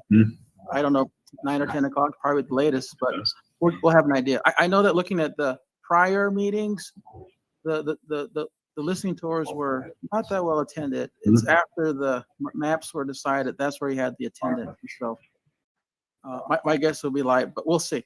So, but thank you, Madam Chair. Great question. Any other questions for this item? This is Commissioner Lerner. I just want to say I agree with Okay, Commissioner Newberg's comment as well. great. Thank you. Okay, well, we're done with 6A. Let's go to 6B, and that's presentation, discussion, and potential action of different measurements of competitiveness and potential presenters. Brian, who's doing that? Vice Chair, actually, I think Mark had a few more slides that he was going to go through just really quickly before we switch over to Doug. Okay, thank you. Let me put the PowerPoint back on the screen. I do got a couple more things for you. Mark, would it be possible for us to get a copy of this at some point? The PowerPoint? Yeah. Yes. I will send it out after the meeting. Thank you, Brian. Welcome. Mark, please. All right. Okay, I lose the screen again. So can you guys see the PowerPoint? Yes. Okay.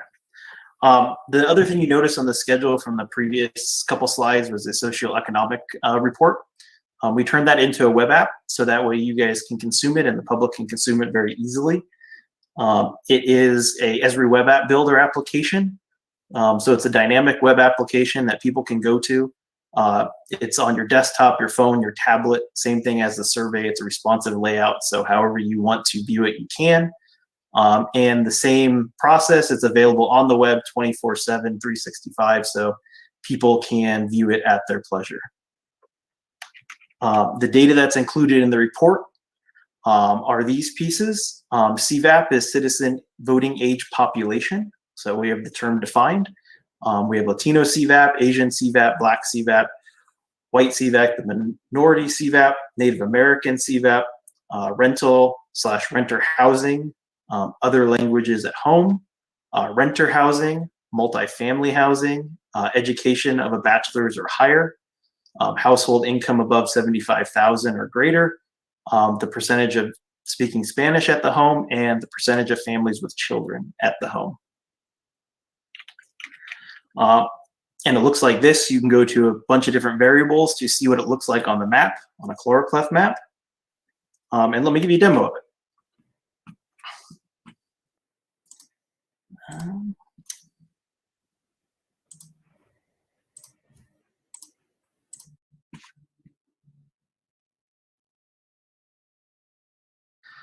So here's the web app that we built for the report. Here on the left side of the screen, you can drag this open if you want to read it more. Here is the about. This is all talking about demographics for the state of Arizona. It also has the functionality and the different things that you can do with the variables and how you can turn them on and turn them off. We are working on increasing the speed of it right now.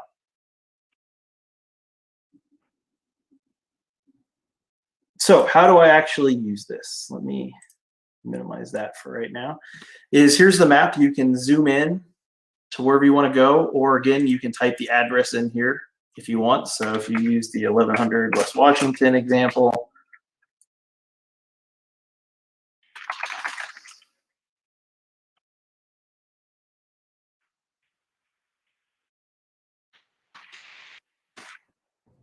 Mark, I have a simple question. Is this census data or is this where does this data come from? Doug, you want to take that one? Yes, it is from the Census Bureau. It's from the American Community Survey. So, thank you. Let me move the Google share out of the way. Doug, is this current data though, or is this old data? Yeah, so this is current. This is the American Community Survey is collected over a 5-year span. So it's 2015 through 2019, which is the latest ACS data, and there won't be any updates between now and when you're mapping. So this is the official data for redistricting.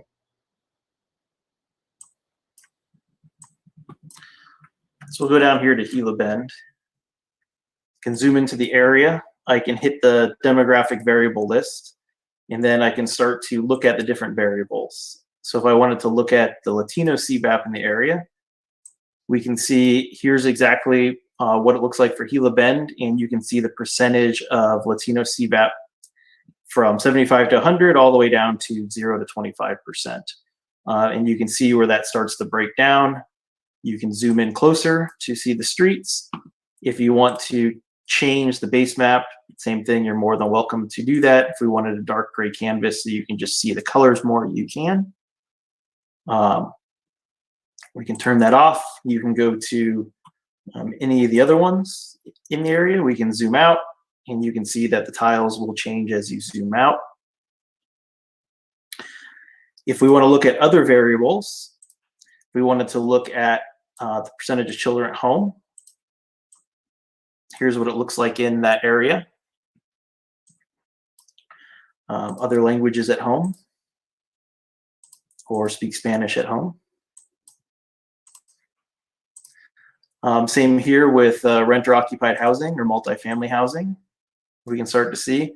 And as you can scroll around the map, you can see that the tiles will respond back as we zoom in. There's the Buckeye area. Income variable, income of 75,000 or greater, or bachelor degree or higher.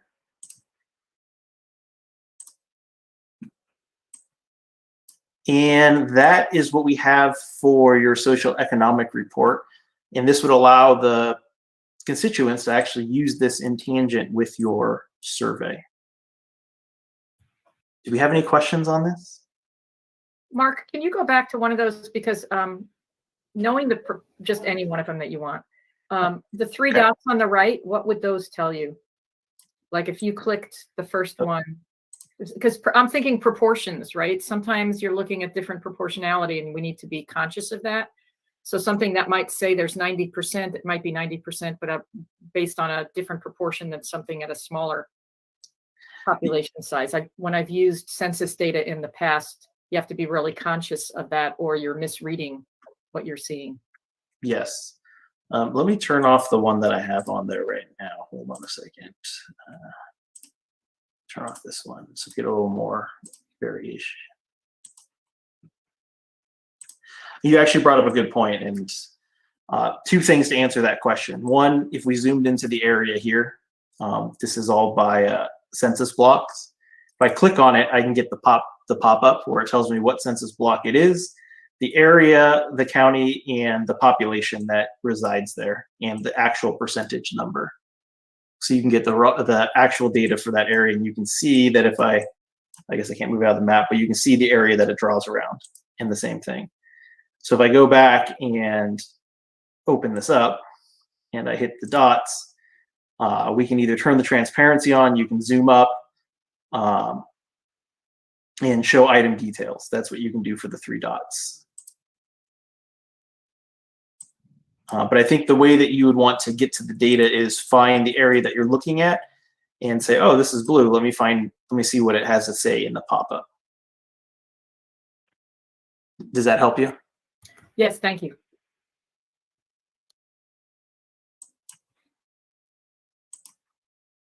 And then if you want to come up here to the top right corner, you click on that, you can get the legend. So if you had multiple things turned on, you could see the percentages, but just remember that the map is for the entire state. So they're just going to draw right on top of each other.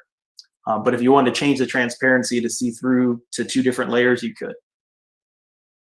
And that was available by those 3 dots. And if you click up here on the Arizona logo on your guys' actual logo, it'll take you to your website.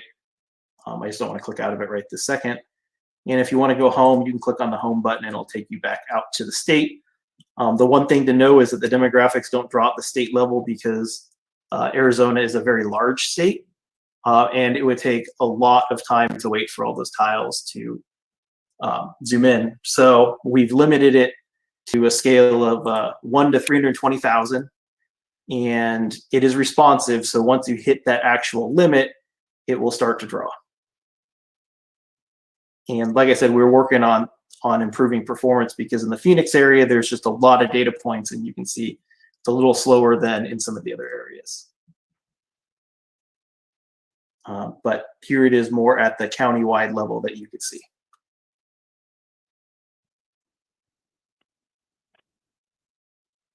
Any other questions? Any other questions for Mark?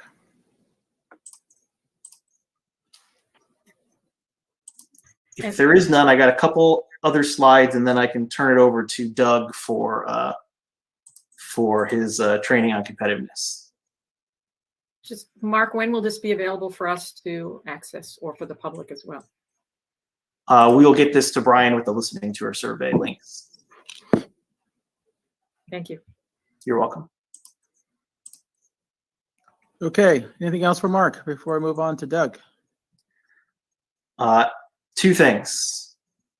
And I guess we actually don't even need one update on the elections database. We've been collecting some data from the counties. We still have more data to collect. So we're working on collecting all of that to work on that.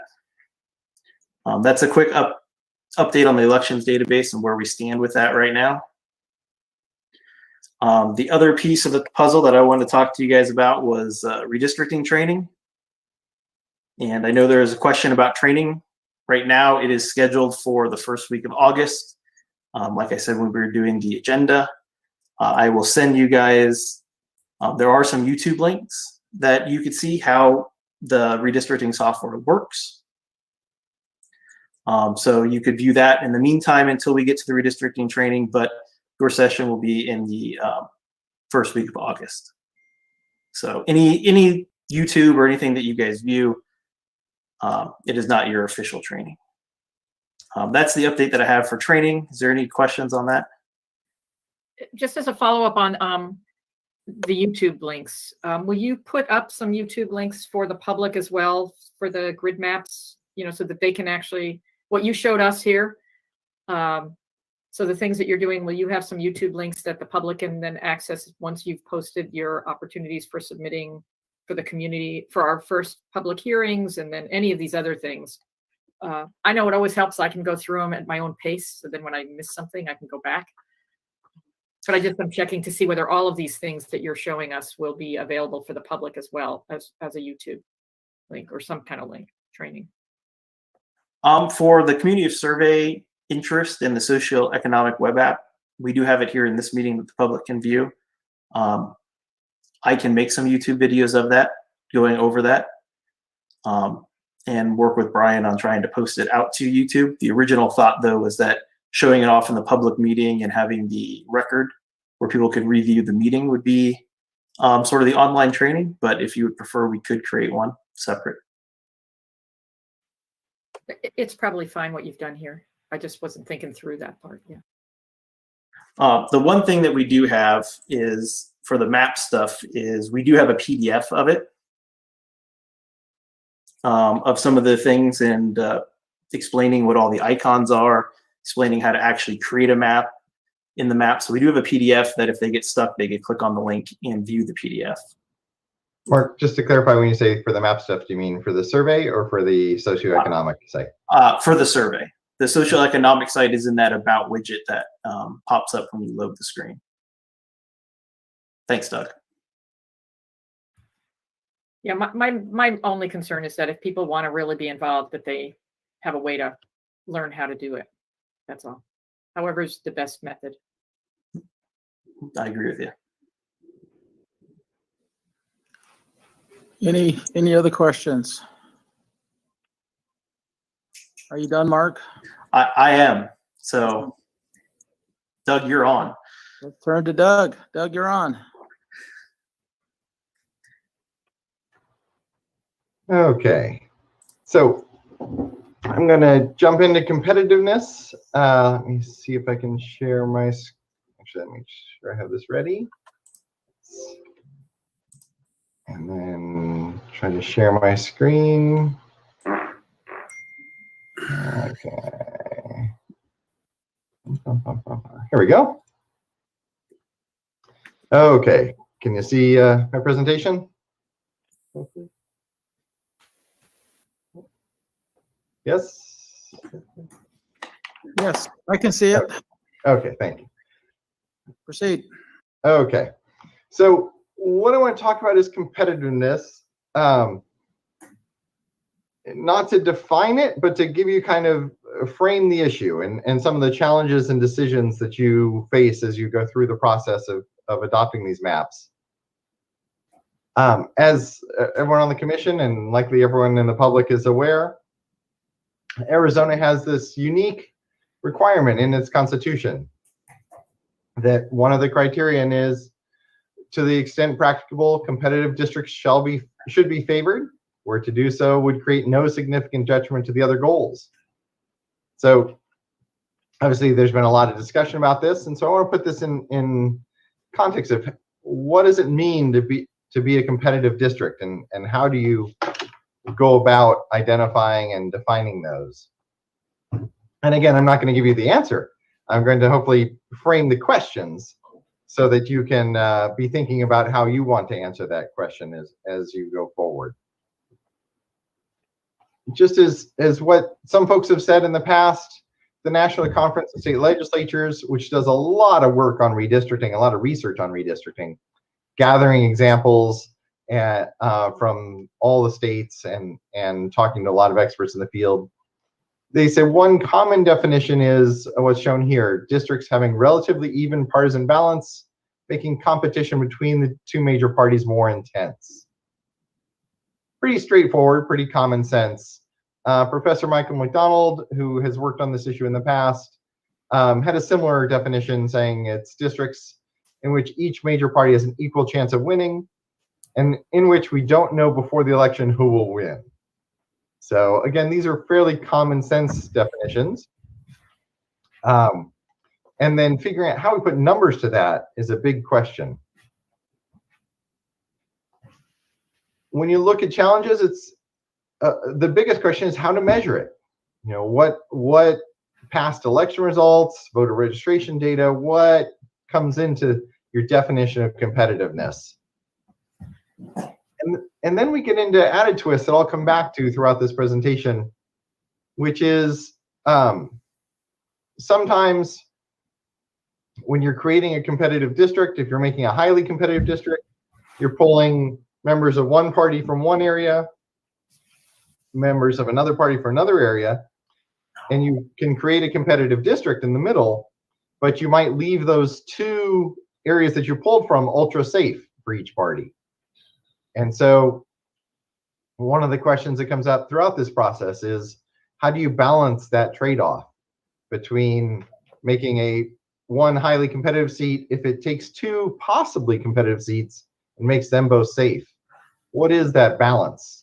And it is one of the key thoughts as I wrestle with this issue that I think of is it's not a yes/no question on competitiveness. There's obviously highly competitive seats, somewhat competitive seats, and then ultra safe or bulletproof seats. So there is a range of competitiveness to keep in mind. So as you move one seat one way on that range, if it requires moving another seat the other way, where is the balance and what is the trade-off there? And then there was a study, it's probably 12 years ago now, called The Big Sort, which really highlights the challenge facing the commission on this issue, which is that more and more people in the whole country, not just in Arizona, tend to live in counties where people tend to vote like them. So we're seeing geographic areas become more and more politically polarized over time. It's certainly not universally true. There are certainly exceptions to that, but that does make the challenge of drawing competitive districts more difficult, as people in a given small geographic area tend to be more and more all of one party. Similar to how we talked about with the communities of interest a little earlier, sometimes you have to take those fairly one party areas and put them with areas that are one party the other way in order to make a competitive district. Similarly, the Voting Rights Act or other criteria, such as keeping cities and counties together, may require or encourage the concentration of voters in one party in a district, especially now that we have this big sort going on. The interesting thing is, if you have a given area, such as an area that ultimately we decide has to be put together to comply with the Voting Rights Act, say that party is heavily Democratic, in a state where the Democratic Party is the larger state party, that would actually improve competitiveness in the other districts by taking some of the majority party members and kind of concentrating them in a side district. But in a state where that party that's being concentrated for whatever other reason is the smaller party, that makes it more difficult to draw a competitive district elsewhere, because the other party's advantage in the state as a whole now gets increased in the rest of the state as you have that concentrated area. So it's just, the key thing there to keep in mind is that the other decisions made under the other criteria do have an impact on competitiveness and can either make it easier or harder to draw competitive districts as you go along. Starting kind of from the big picture, as I noted, competitiveness is a scale, so keep that in mind. As you kind of determine a range, if you determine a range that you're going to consider the definition of a competitive seat, we can draw more seats that are right at the edge of that range than we can seats that are perfectly balanced. And so how do you make that choice between those two options? That's a challenge we'll face continually throughout this process. Also, of course, as you think about elections, upsets do happen. Sometimes elections are competitive, even when the competitive measures would say that seat is not competitive. It could be because of the candidates running.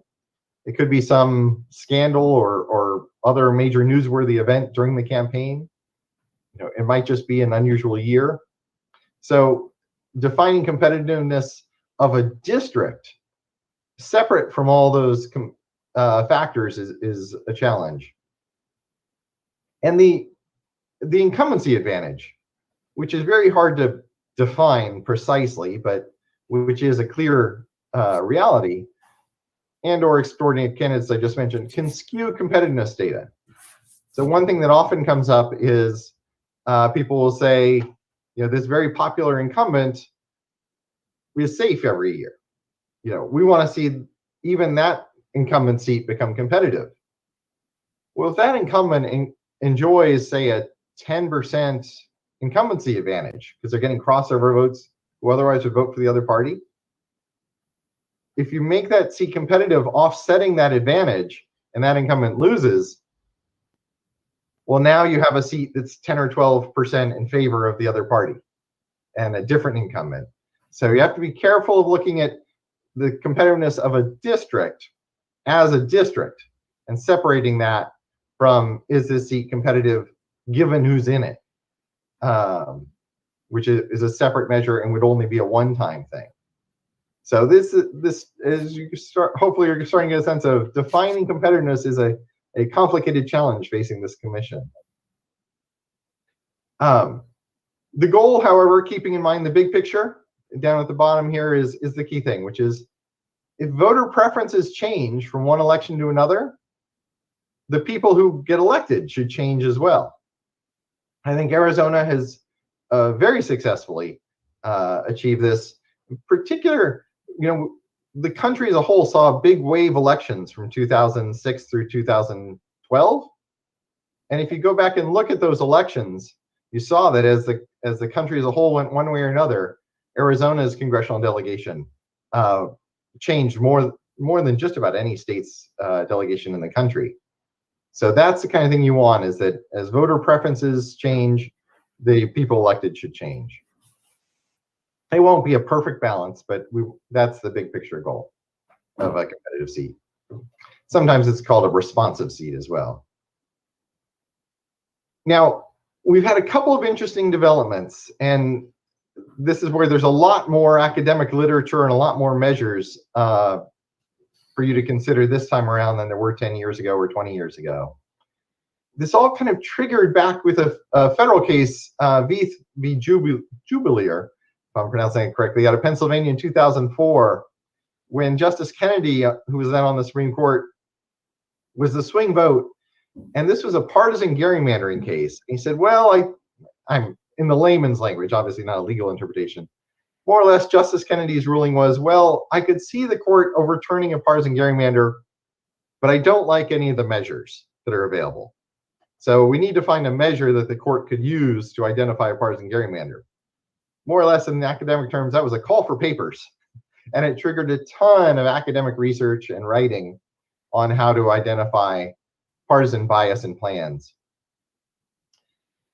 And then Wisconsin, this Gill v. Watford case in 2018, we really saw the result of that call for papers with a big focus on the efficiency gap and some mention of other measures as well. And so that case came up to the Supreme Court. And then we had with using the efficiency gap, then Rucho v. Common Cause out of North Carolina had a main focus on looking at extreme outliers, looking at what are the range of possible maps that North Carolina might have drawn, and then showing through some computer analysis that the map adopted was on the extreme end of that. So we had all these measures coming out, and ultimately the Supreme Court kind of reversed that 2004 decision, and the US Supreme Court said, we're not going to get into partisan gerrymandering. They ruled out those cases, and now they stick largely with population balance and voting rights cases. So all this action has shifted to the state courts now. But what we have is a whole bunch of literature out there on this issue and a whole bunch of academic measures. But here's the key challenge facing you, which is all these papers were written coming out of that Pennsylvania 2004 case, focusing on how do we look at a map and identify and confirm that it is a partisan gerrymander. Arizona takes a very different approach, in that your constitution, as I mentioned, uniquely emphasizes competitiveness.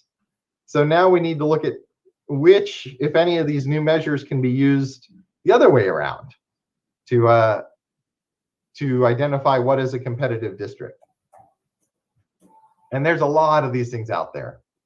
And I have a bunch of articles that I'll share with you as well so you can dig into some of this. But keep in mind as you look into all the research on this, that there is this kind of flipped image where all the research is about banning partisan gerrymandering, or at least identifying partisan gerrymandering. And our approach is, under the state constitution, trying to enhance competitiveness. And so we have to look at which of these tools will be useful. So just very quickly, some of them you'll see there's seats, votes, bias, partisan swing, and partisan symmetry. These are three very closely related measures. The idea is that in a single winner, or in Arizona's case, for the state house, 2 winners per district, you're never going to get perfect proportionality, and that's not the goal. What these seats, votes, bias, partisan swing, and symmetry measures try to look at is the advantage for the winning party essentially the same? So if the Democratic Party gets 53% of the vote, do they get, say, 55% of the seats? Well, if that's the case, then if the Republican Party gets 53% of the vote, it should get 55% of the seats. They acknowledge that in a single member system, there's going to be some winner advantage, but the idea of these systems, speaking very simply, is it should be the same winner advantage regardless of party. Other tests, I mentioned responsiveness. That's just the idea of, do the districts, does who gets elected respond to changes in who the voters prefer. Proportionality is one thing that's analyzed. Again, it's not considered a requirement by just about anybody, but it is a one measure that could say, are a party seats roughly equivalent to the proportion of the votes that they get. Then we get into a little bit more complicated things. There's a mean median difference, where you take the average percent of the vote. So does the Republican Party get 46% of the votes for a given, for Congress or for the state Senate or the state House? Say that, does the Republican Party get 46% of all the votes statewide for Congress? And then if that would be its mean across the districts, and how close are the districts, is the median among the districts? So among your 9 seats, is the median number of votes 46%, or does it vary a lot? If there's variance between the mean and the median, then you're getting districts that are kind of packed for that party. And that is considered a measure of possible bias in the map. Declination is a similar way of charting the percentage of the vote that a party gets. As you know, I'm working with to bring some academics in. I do have one coming tomorrow that can talk about these in a little more detail and give you a little more definition. I'll leave some of these details to them. Efficiency gap. One of the authors of that is actually a gentleman coming tomorrow. This is where you look at wasted votes. And a wasted vote is considered an extra vote in a district that a party wins, or a vote cast in a district that a party loses, and looks at the difference between the wasted votes for each party and how efficient it is. I mentioned the extreme outlier analysis, where you kind of look at the range of possible maps and where does an adopted map fall on that. And then there's a reasonable bias view that I'll come back to. And of course, there's many more. At any time you might imagine that the Supreme Court says, academics, we want to consider and possibly endorse your formula, you're going to get a lot of academic interest and study in the field. There's a paper cited here on the slide by Bruce Kane and Wendy Cho called A Reasonable Bias Approach to Gerrymandering. It has a couple of really good quotes in it. And I want to highlight these points. First of all, one of the things when you read about like the Remcho case and the Wisconsin case coming at the end of the decade, as Kane and Cho point out, it's pretty easy to look backwards and do a seats votes gap and analyze, has a map that was adopted at the start of the decade proved over time to be competitive or to be partisan gerrymander. But as they note, it's more problematic to project forward competitiveness into the future. Because it's one thing to look at the actual congressional districts drawn and the actual election results in them 8 years or 10 years later, than to try to use some measure to approximate what you think those congressional districts will do in the coming years. So that's a key thing to keep in mind, is the challenge. It's much easier to look backwards and define competitiveness than it is to define future competitiveness when you're drawing your map. And as they say here, it appears that the concept of political fairness, like compactness, is multidimensional and cannot be fully captured by a single number. They're just highlighting all the different factors that can go in and how hard it is to say, take the, Trump-Biden results in 2020 presidential election district by district and just say that is an accurate measure. Obviously that brings in, or any other election that you use, brings in all kinds of other factors that complicate the analysis. So when we're looking at the elements of the measurements, when you're hearing from these folks and when you're debating what do we want to measure and how are we going to measure that? First of all, remember that point I made early on, that we're trying to measure the innate Republican versus Democratic lean of a district. We're trying to separate out candidate factors, all the other unique factors that go into every election, and just identify how does the makeup of that district influence the competitiveness of it. We also want the measures to be district specific. A lot of the measures, like declination in particular, some of the swing measures are plan-wide. They look at the state as a whole, and they're not really useful in identifying the competitiveness of a given district. And given the language of the Constitution, the general interpretation is that we're more focused on drawing individual competitive districts than we are on, say, partisan fairness of the map as a whole. We're more looking at let's make those individual districts responsive. And then forward-looking, as I was just talking about, keep in mind a lot of the measures are looking backwards at historical elections and may not be all that useful at helping us figure out how to project competitiveness into the future. And unfortunately, there is no perfect measure. I would love to wrap this presentation up with here's the unanimously agreed upon perfect measure. As Kane and Cho in that paper concluded, what measure you choose gives you a different answer. And so that's going to be your challenge as we go through this, that there is no perfect measure and the measures will disagree with each other.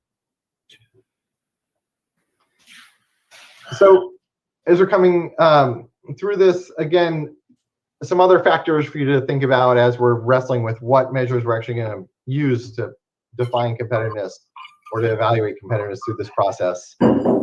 Ease of measurement is certainly a consideration.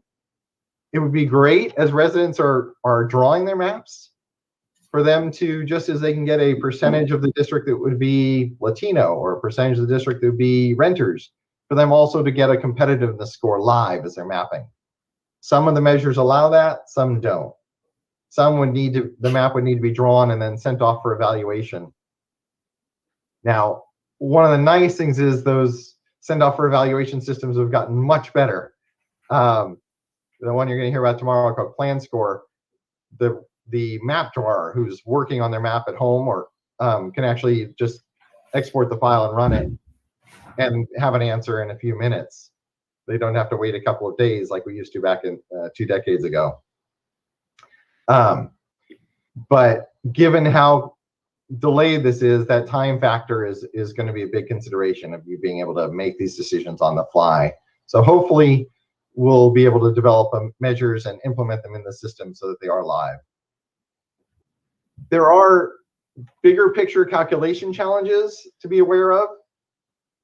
As we're looking at past legislative election results, if we're incorporating past congressional or state house or even corporation commission results into a formula to measure competitiveness, how do we calculate in an uncontested election? Now, if a district is uncontested, well, it's unlikely that the real makeup of that district is really 100% one party and 0% the other party. So how do we approximate the partisan leaning of that past district as we use its results into the new district? We don't want to put 100%, 0% in, but we also don't want to leave it just blank and ignore the fact that obviously there's some advantage for one party in that seat. In Arizona, we have the challenge of how do you measure multi-winner elections from your state past state house elections. Sometimes that is done by simply ignoring the number 1 finisher and just looking at the results between the number 2 and the number 3 finisher. But that is certainly a mathematical challenge as we're calculating our measure as well. And then we have to be careful of how measures are influenced by incumbency advantage, especially given the short term limits in the state. You know, a district's past results can swing quite a bit simply because a very popular incumbent termed out. So the same district 1 year could look super safe and the next year could look highly competitive. So we have to be careful of that as we're developing our measures. And I kind of went through this already, so I won't go through it again, but again, this is the incumbency advantage can throw things off. And the key thought is that almost always open seats are more competitive than incumbent held seats, just because you lose that incumbent advantage. And that's really where a map's competitiveness is clear in future elections. At the commission's success level at drawing competitive seats is really how many of those seats flip back and forth as they're open. Obviously, if they flip back and forth from year to year, even better, but the incumbency advantage is something that the commission can't really overcome. So let's talk about specific choices of elections. The easiest way to measure competitiveness is voter registration. It's really easy to understand, it's really easy to measure, and it's really easy to calculate. You know, the public all understands it. Unfortunately, the rise of independent voters, who are now, last I looked, are the second largest party in Arizona, and I think they're close to being the first, the largest party, really undermines the usefulness of a voter registration measure. Obviously, if you have a measure that only includes at most 2/3 of the voters, you're ignoring the impact of the other third of the voters on competitiveness. So then we really get into looking at individual election results. For example, do we just take Trump-Biden 2020 and call that our measure? Or an average of high-profile election results? Maybe we take all the statewide elections from 2018 and 2020 and average the two-party vote of that. Those are also really easy to understand, really easy to measure and calculate. It's easy at a forum to tell the public what you're doing, and they will get it right away. It also has the advantage of it forces a Republican versus Democratic choice, because those are, generally speaking, the only candidates getting lots of votes in these elections. And so it removes that independent voter complication. But obviously, as I'm sure you've all are thinking already, the candidate personalities and elections specific factors specific to that contest can undermine its value as a measure of competitiveness, of the underlying competitiveness of an individual district.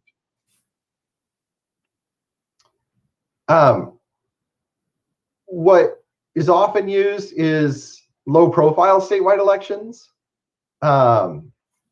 something where the candidates running are relatively low profile, so the voters are making their decision more on the party letter on the ballot, more than on personal knowledge of the differences between the two candidates.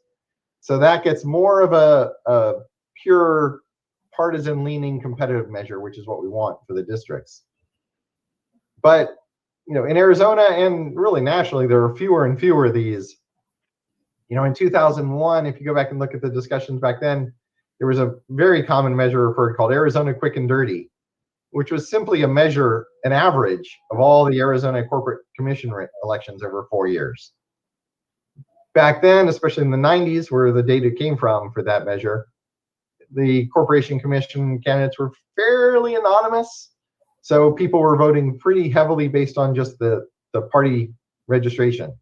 Obviously, as all of you are aware, those elections have become more high profile. Those candidates are better known in more recent years. So that makes that a less ideal measure than it was back then. Sometimes there are tries to use ballot propositions or averaging ballot proposition votes. Those obviously have the advantage of being free of candidate personalities. There's no incumbent.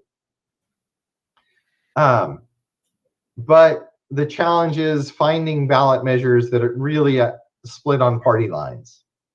You know, there's often so many issues where one faction of one party or the other crosses over and changes, that limits their usefulness. So, so this is the challenge of how do we pick these elections? And you know, the commission 10 years ago, I think they had 9 indexes that they were running. Essentially, they just had 9 different groups of elections that they used and averaged them out, and then gave these 9 different scores, which is kind of honestly reflecting the difficulty of using these elections as an average measure. But at the same time, it's really hard to figure out, are you improving or not improving the competitiveness of the seat if you've got 9 measures that may be going in opposite directions as you make changes to seats. We're going to come back to some of the more complicated things, but let me quickly just show them a little bit to you. I mentioned the partisan swing. You can see the charts at the bottom, and my thanks to Jeffrey Shen, whose paper on the website I borrowed these images from. These are seats votes curves. You can see on the left is an ideal. As a party crosses through 50%, whichever party gets more than 50% of the vote gets more seats, and that advantage is equal for both parties. On the right is a clear partisan gerrymander, where the blue party, even if they get 50% of the vote, as you go from left to right, they hit that vertical dashed line. The blue party may get 50% of the vote and still get only 25% of the seats. They don't get 50% of the seats until they get up, you know, to where the blue line crosses the horizontal dashed line. So that's where these seat vote curves can show you partisan advantage or disadvantage. But again, this is more of a map-wide or statewide measure. It's not really a district-by-district measure. I talked quite a bit about the efficiency gap and mean median already, so I'll just move on from these. But again, these are more statewide measures. And with mean median in particular, it's more of a measure of a fair map, where a party would get the percentage of seats, you know, might get the percentage of seats reflective of its share statewide, or it might actually get none.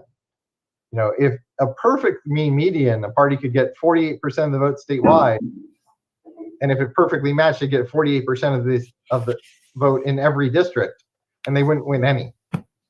So it's more of a fair map measure, not really something you use specifically district by district. Declination, I'll just give you a quick discussion of the map. What you're looking at, each of these dots would be a district in the chart. The green dots would be seats that the party in question won. The yellow squares would be districts that the party in question lost. And you're looking for the change in angle as you go from the seats that they won to the seats that they lost. For example, this one is a sign of a map that is gerrymandered against the party in question. So the seats they win with a ton of votes, 70%. And then their voters are split up so that they're just below 50% of each seat. So rather than, you know, an even balance would put 1 or 2 of these yellows into the green range, but instead the party's been carefully divided up to not win any of those other seats, and then just packed into the other 2 with 1 competitive seat where the green dot is right there on the line. So that change in angle as you go from shooting up to the winners and then just more or less almost horizontally going through the losers is the declination formula that is looked at. So revisiting the challenge before you, and you're obviously not going to get any answers out of this, what I'm presenting today. I'm really just trying to get you clear on what the challenge that you face is a lot of new measures have been identified, but they were identified to prevent partisan gerrymandering, not really with the goal of enhancing competitiveness. So what we'll be looking at over the next couple of weeks is how do we use these measures to identify and enhance competitiveness the other way around from how they were originally developed. And some of them won't work because they are focused on the bias of that entire map, not on trying to enhance the competitiveness of individual districts. And as you go through the research and read about other states' experiences as we're trying to learn lessons that might be pulled to Arizona, keep in mind that in other states, a competitive district can be a sign of gerrymandering. For example, in North Carolina, if the Republican Party, or any state that the Republican Party controlled, or in Illinois or Maryland or another state where the Democratic Party controlled it, a competitive district can be a sign of gerrymandering. If what happens is the party in control draws as many safe seats as they can, and they pack the other party into as few seats as possible. But then they go back and say, okay, here's a safe seat from the other party. Maybe can we change it a little bit, pull some Republicans out of other safe Democratic seats, or vice versa, and make one of the other party's few safe seats into a competitive seat. And so they may not be able to make it all the way into safe for the majority party, but they might make it competitive in order to take it away from the other party. So this is not reflective of Arizona. This is not what the law in Arizona at all is talking about, but just something to keep in mind as you're looking at experiences in other states, that a competitive district may not be a sign of a good map, and maybe yet another sign of a partisan gerrymander being used to undermine the smaller party in another state. So the options that you'll be wrestling with, most likely use some average of past election results. That is fairly easy to calculate, easy to understand. Obviously has the challenge of picking which elections to use. You may want to consider scoring maps. Give a certain number of points for highly competitive and somewhat competitive districts, and then negative points for blowout districts. That would give you a scoring method of comparing different maps, but obviously deciding how many points you get for a highly competitive seat, a somewhat competitive seat, and how many you lose for a blowout seat is a tough choice as well. And then possibly, look to maybe when you get down to a few maps that you're focusing on, run those through more advanced analysis. And like I said, I'm certainly not the only one of the answers here. The residents of Arizona, the public, and some of the academics that we're trying to bring in will certainly have additional ideas and insights on how to interpret these things. So I do have some slides following up to kind of show you examples of how mapping choices can impact competitiveness. But before I do those, let me pause and see if you have questions at this point.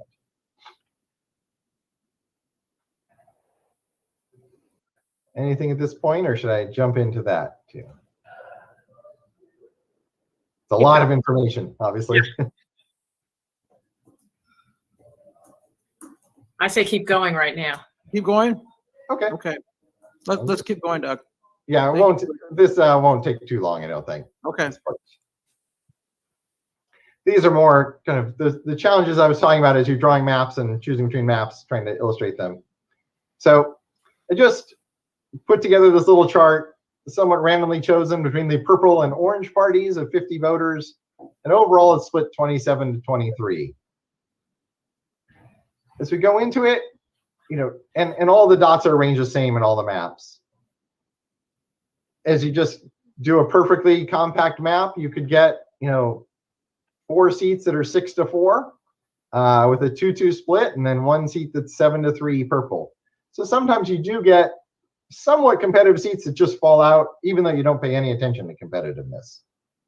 And the way to look at this is, yes, purple has a 3-seat advantage to 2 seats for orange, but if we're thinking of 6 to 4 as a somewhat competitive seat, then orange has a chance of winning 4 of the 5 seats here if there was a year where the voters went to orange. Similarly, purple has a chance of winning 5 out of 5 seats in this kind of alignment. You can also say we make a change and we take that 7 to 3 seat, and like I was talking about at the beginning, pull out one of the orange voters to go into the neighboring district. This makes the neighboring district a 5-5 tie. Highly competitive, perfect competitiveness in that seat. But at the cost of the other seat becoming 8 to 2 for purple. So I'm not saying this is worth it or not worth it. This is a challenge you'll face as you go forward as you make a seat more competitive. It might be by pulling people out of neighboring districts that then make those neighboring districts safe. And what is the balance between that you have to achieve between those choices? You can even start getting some kind of odd looking lines. You know, if we have some jigs and jags in order to enhance competitiveness, we can make 3 of these seats perfect 5-5 ties. And then we get the cost, though, is that the other 2 become both 6-4 purple. So they're still somewhat competitive. But in a really good year, orange could win all 5. But there's a much higher chance that purple might win all 5. Give me a little bit of that issue I talked about what if other criteria or decisions lead to a packed district? For example, if you have one seat that's 8-2 for orange, if that is required, then kind of the natural ripple of that through would be in this setup, a purple advantage in all 4 other seats. So yes, 3 might be somewhat competitive. 1 is fairly safe for purple. But you can see how one place where you have to pack quickly ripples through and gives the other party an advantage in the other seats. One thing that does come up sometimes is, okay, if we have to draw for whatever other criteria requirement, this 8-2 orange seat, well, then do we intentionally offset that? In order to enhance the competitiveness of the other 3 seats, do we intentionally draw 8-2 purple, so that we can pull those purple voters out of the other seats and kind of just say, okay, we have 1 safe for one party. That has a ripple through the map. Let's offset that with a bulletproof seat for the other party in order to make a 5-5 seat up above and keep the other 2 somewhat competitive. That is one argument that some people make as you go through the process. And just to see, just so you understand why people are concerned about partisan gerrymandering in other states so much, even though this map has an orange advantage, has a purple advantage in the total number of voters in this little scenario, it is possible to draw a map that has 2 safe orange with 7-3 orange advantages, and then a 6-4 orange advantage by really packing in a 9-1 purple and an 8-2 purple. So even in this map, which has a definite purple advantage, if they were not in control of the process, the map could be gerrymandered. Thankfully, this is why Arizona has this commission and has the rules in the commission that it does, that this kind of stuff doesn't go on. So those are kind of just illustrations. I think the PowerPoint's posted. If not, we'll get it posted and over to all of you so you can kind of flip through these and take a little more time. But hopefully these illustrate the challenge between if you make 1 seat bulletproof in order to make another safe, does that work? It may. The answer could very well be yes to that. And then the challenges you'll get into between a somewhat competitive, in this case a 6-4 seat, versus getting all the way to a 5-5 highly competitive seat. But if you get 6-4 seats, if they all lean one way, is that map, they're all somewhat competitive, but would that be fair if one party has the advantage? That's a challenge you'll face going through. And then lastly, keep the big picture perspective. Competitiveness, once you agree on a measure or a set of measures, is mathematical. And anything mathematical can, when stuck into a computer, overwhelm everything else. Those that followed the 2001 process closely may remember that the judge, the Superior Court judge, ordered the commission to draw the grid and then draw the most competitive map possible. And that one of the 2 maps that was drawn is at the right here. And you can see if that's all you're looking at, if you just focus on the most competitive map possible, back then, the result was actually 24 competitive districts out of the 30 legislative seats. But as you can see, they're wacky. 3 of them, labeled D, Z, and AA in this map, were divided up the Navajo reservation and then came in and divided up Scottsdale. So competitive seat, but keep in mind that we're always talking in context. Keep the bigger picture in mind, which is we're talking about achieving competitiveness within the whole range of criteria facing this commission. And that leaves me with the final slide, which is just reminding you of the language, which is complicated language that you'll have to wrestle with throughout this process of how to meet the goal, the requirement that you, to the extent practical, competitive districts shall be favored, or to do so would create no significant detriment to the other goals. So hopefully this obviously doesn't, I'm not aiming to answer any questions in terms of what is the magical definition of competitiveness with this, simply to frame the questions that you face and to get you thinking about the challenges that you'll face as you wrestle with this issue throughout the process. So with that, we do have a group of about 7 or 8 academics that have reached out to see if they're available to come and speak with you. One is available tomorrow, and so we'll get him going. He's actually from that plan score group that I think is a very promising option. So I'm happy to have him here, called Eric. His name's Eric McGee, and the others we'll bring in as we can get them lined up. Thank you, Doug. If you're not shell-shocked from all that, I'm happy to answer any questions you have. Yeah. Thank you, Doug. Any questions for Doug? Doug, when do you think, so when do we have to have a final decision on how we're going to measure competitiveness? What's our time frame on our considering the different options?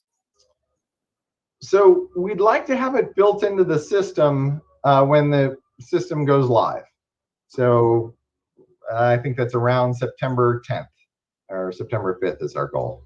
So obviously, as I mentioned earlier in the meeting, we are trying to rush to catch up with lost time to build the competitiveness database and have all the data ready. But parallel with that work can be the talking about the different measures, and over the next, I guess, 6 weeks, hopefully you come to a definition of what you want to use. And just as a follow-up, I know you mentioned the measures from 2011 that they had 8 or 9 different indices. Would you be able to maybe go back and give us a little presentation on that maybe next week on how did those work? Were they effective? Were there 2 or 3 more effective than others? Just kind of an assessment from that, because I know they looked at number of voters, you know, and kind of looked at competitiveness, the average of party registration, and I think how many people voted, and there were a number of different variables. I'd be curious to hear your perspective on that, whether we want to take another look and use any of those again, whether we want to say, nope, you know, just what your thoughts would be. Sure. And actually, one of the nice things is when Brian and the team built the new website, they carefully preserved the old website. So I've been able to go back and pull all those indexes off of the old website. So they can certainly put those together and have kind of a list of what they were calculating. That we can do fairly quickly, not by tomorrow, but fairly quickly. Then the nice thing that actually they did 10 years ago is they actually took some possible measures and looked back at the previous 10 years elections and which ones accurately reflected the seats that actually flipped back and forth. That'll take more time to do, but certainly we can work on that, because it was very handy for the last commission to see that. And that's where I was wondering if I realized not right away, because it takes time to process it, whether you'd want to run a couple of those for this last 10 years to see, you know, kind of follow those same measures, but use our most recent 10 years. And maybe you could come back to us and say, you've used kind of some of the same ones that they did, but we're using the more recent data. And here's what your thoughts are. I mean, it would be helpful. Yes, definitely. That'd be great. Thank you. Thank you, Shireen. Any other questions? Yes, this is Chair Newberg. I'm curious, you know, thank you for this outstanding presentation. Is there a relevance with our compressed time frame with the measure of competitiveness that we use? Because, you know, based on your presentation and that of our legal counsel, competitiveness is one of the last criteria that we plug in after we account for the other criteria. So at the end, I mean, we need to ensure that there's sufficient time to go back and adjust. Is there any relevance with the time frame with all of these different measures? Well, I do want to be careful about how we word this. And Eric and Roy and Brett and the legal team jump in here if I say anything wrong. But the language in Prop 106 is weird in that it says we don't use competitiveness in the initial map, and that then the map is adjusted.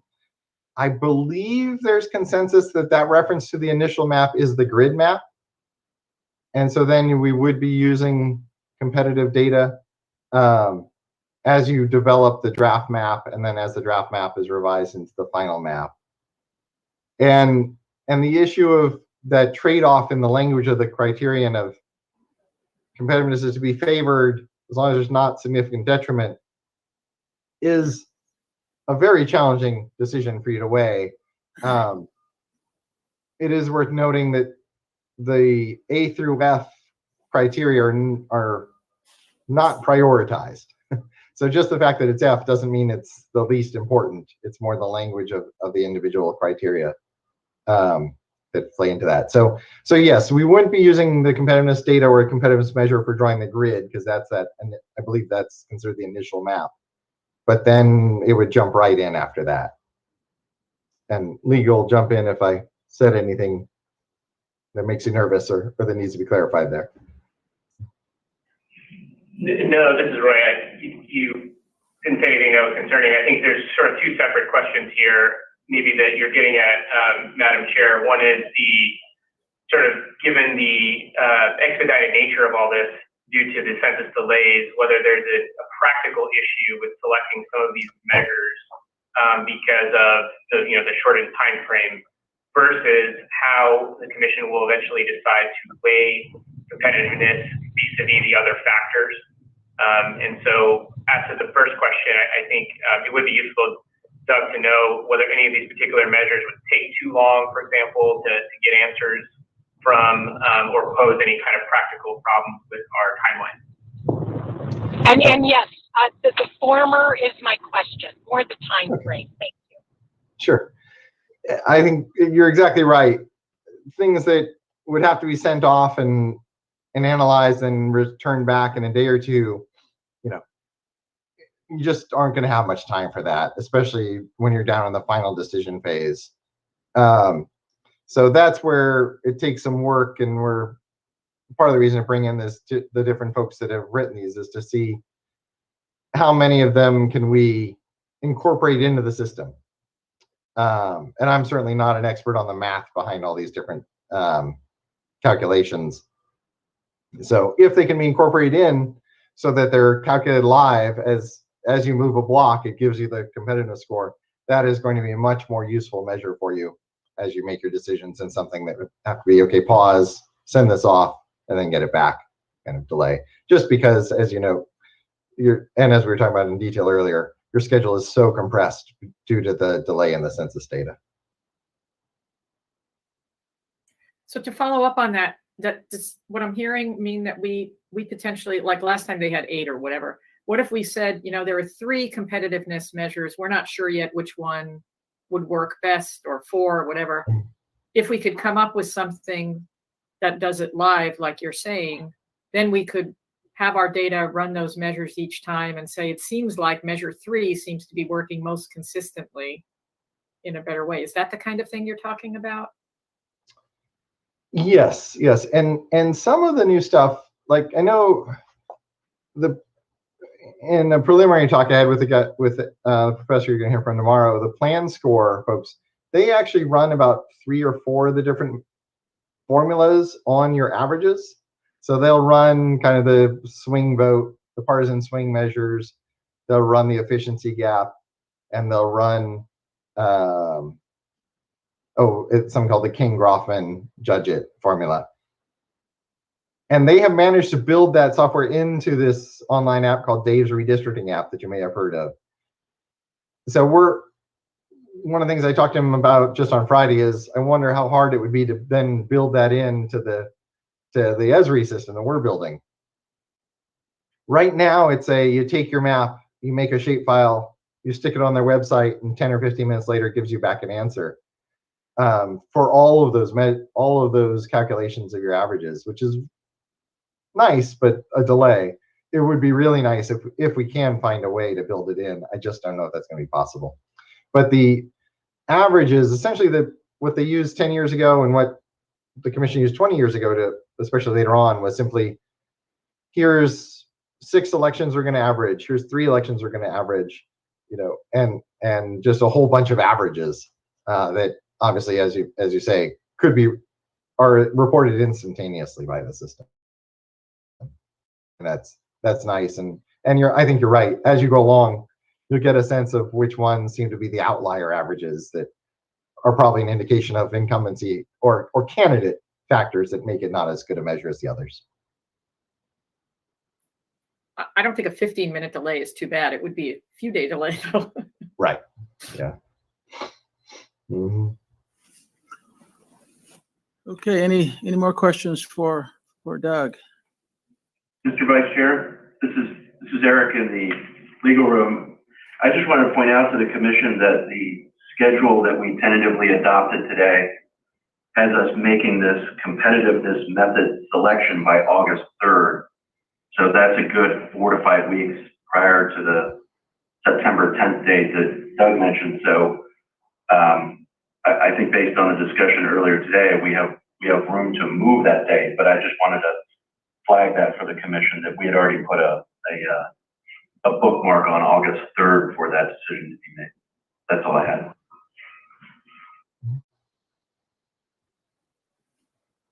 Okay, so it sounds like on this particular issue, we'll be able to address the items that Doug is pointing out, and that, I guess for the most part, we're able to achieve some sort of it's kosher on a legal basis, so that's good. So any more questions for Doug and the presentation? Well, and just following up on what Eric said, that August 3rd date, because we've said that we'd be flexible, so we have room to push that back based on Doug's presentation as well, right? Yeah, by a week or two, yes. Okay.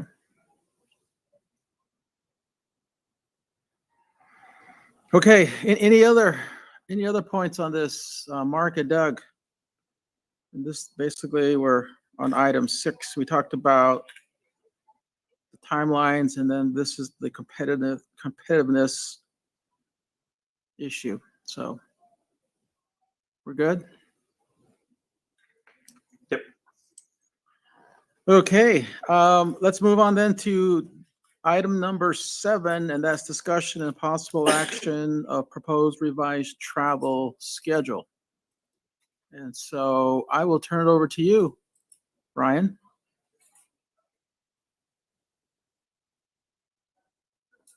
You're on mute, Brian. Thank you, Vice Chair. A couple quick updates on our listening tour schedule.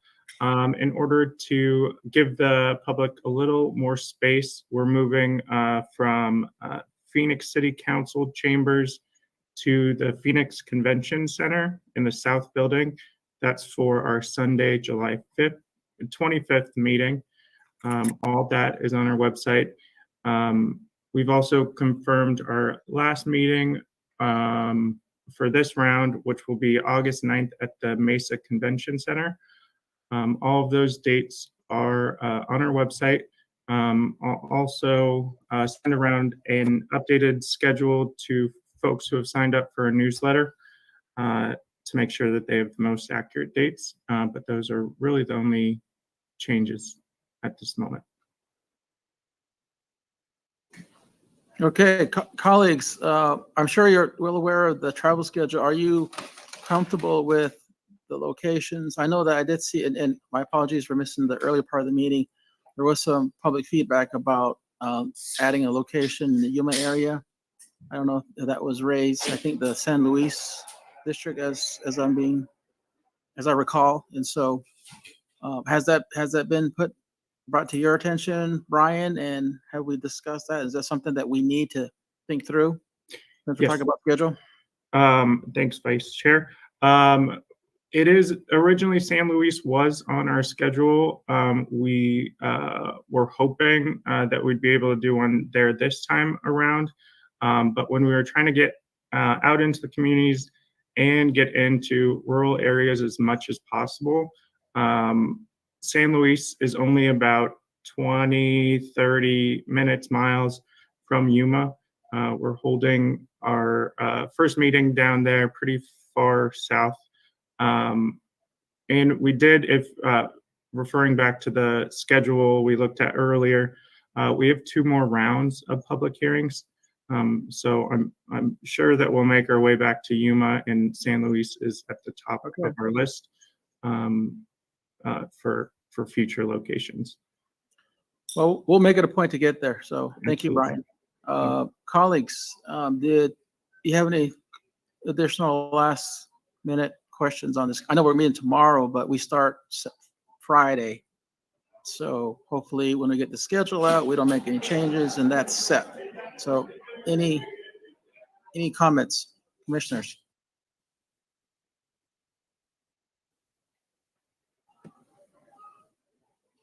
Okay, well, looks like we're ready to roll on that front. So thank you. Thank you, Brian, for the schedule. That basically deals with item number 7. Let's go to number 8, and that's discussion and possible action on the stock IRC presentation for public use. And so I think, Brian, you have that, so I'll turn it over to you. Thank you, Vice Chair. So our stock presentation that we're going to use at the beginning of all of these public hearings and put on our website so the public can use them if they'd like is almost ready. We're making it a little less legal and a little more user-friendly. So we should have that up this week, and it will also be translated into Spanish. So can we have it by tomorrow so that we can look at it? Or you say later this week? What does that mean? At least the English version, yes. Well, will we be able to, can you send out another, I know we've seen a past draft, but can you send to the commissioners before it's finalized so we can provide input? Absolutely, we'll do. Yeah, thank you, Shireen. Yeah, let's do that, Brian. That way we get one last shot at how the stock looks. But thank you for making it less legal. I think that was one of my recommendations, so that's important. Any other thoughts on the stock presentation?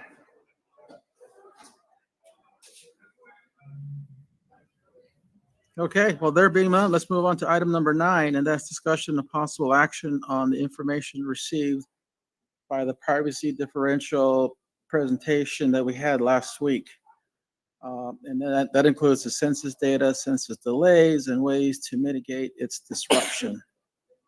And so I think we're basically trying to conclude what we were going to talk about the other day. So are you handling that, Roy, or who's handling this, Brian? Roy? I'm happy to, Vice Chair. I think the purpose of this agenda item just is to follow up. Obviously, we had presentations on the pro and con issues related to differential privacy. So we just wanted to provide if there's any an opportunity, if there are any follow-up questions from the commission or any issues related to those presentations. I will say that in the next agenda item, Eric is going to give an update on the Alabama litigation, which of course involves the census delay and differential privacy. So we can certainly just move to that agenda item if there are no questions here to talk about that litigation. Yeah, I know we had to cut our meeting short because of power failure, and we had some discussion on 2 presentations, and those presentations were very insightful, very informative, but in some cases complex. And so, but my recollection and summary is that at the end of the day, you almost have the difference between the raw data and the census data is almost, it's almost the same. There's going to be some variances, but not enough to make a big change in the integrity of the data. That's my understanding. And so I don't know if colleagues have any other thoughts on on those two presentations?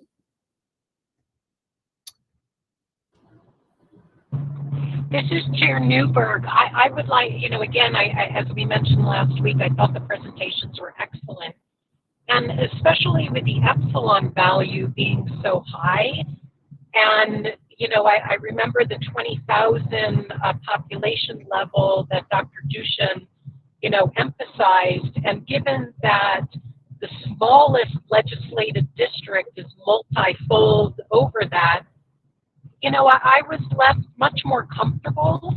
And aside from that, my understanding, and I believe it's Title 16 with the Arizona statutes, we're required by law to use the census data. So my takeaway is that, I think we did our due diligence to really study the matter.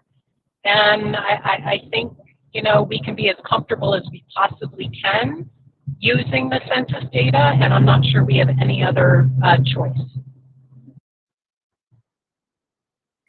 Yeah, I agree, Madam Chair. Go ahead, David.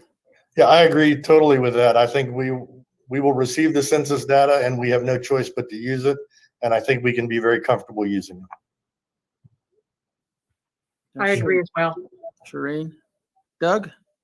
Vice Chair, if I can just note, I agree with everything you've said, and I think you're right. Just as was, I think, discussed quite clearly last time, don't be surprised if people pull out individual block oddities and flag that this is impossible.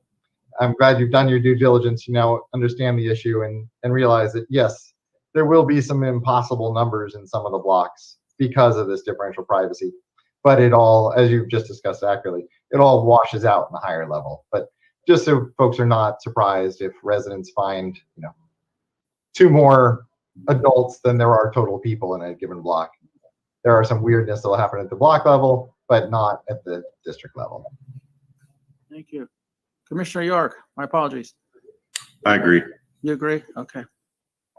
Okay, well, I like that. Let's move on then, continue with Roy on the next, this item number 10, and this is legal update regarding the state of Alabama versus the U.S. Department of Commerce and the Census Bureau.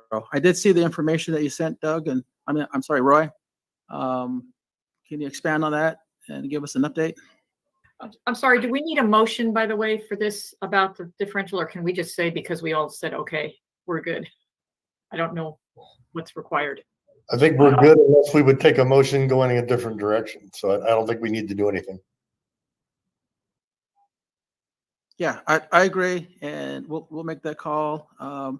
Looks like there's no disagreement amongst our commission, so we'll move forward.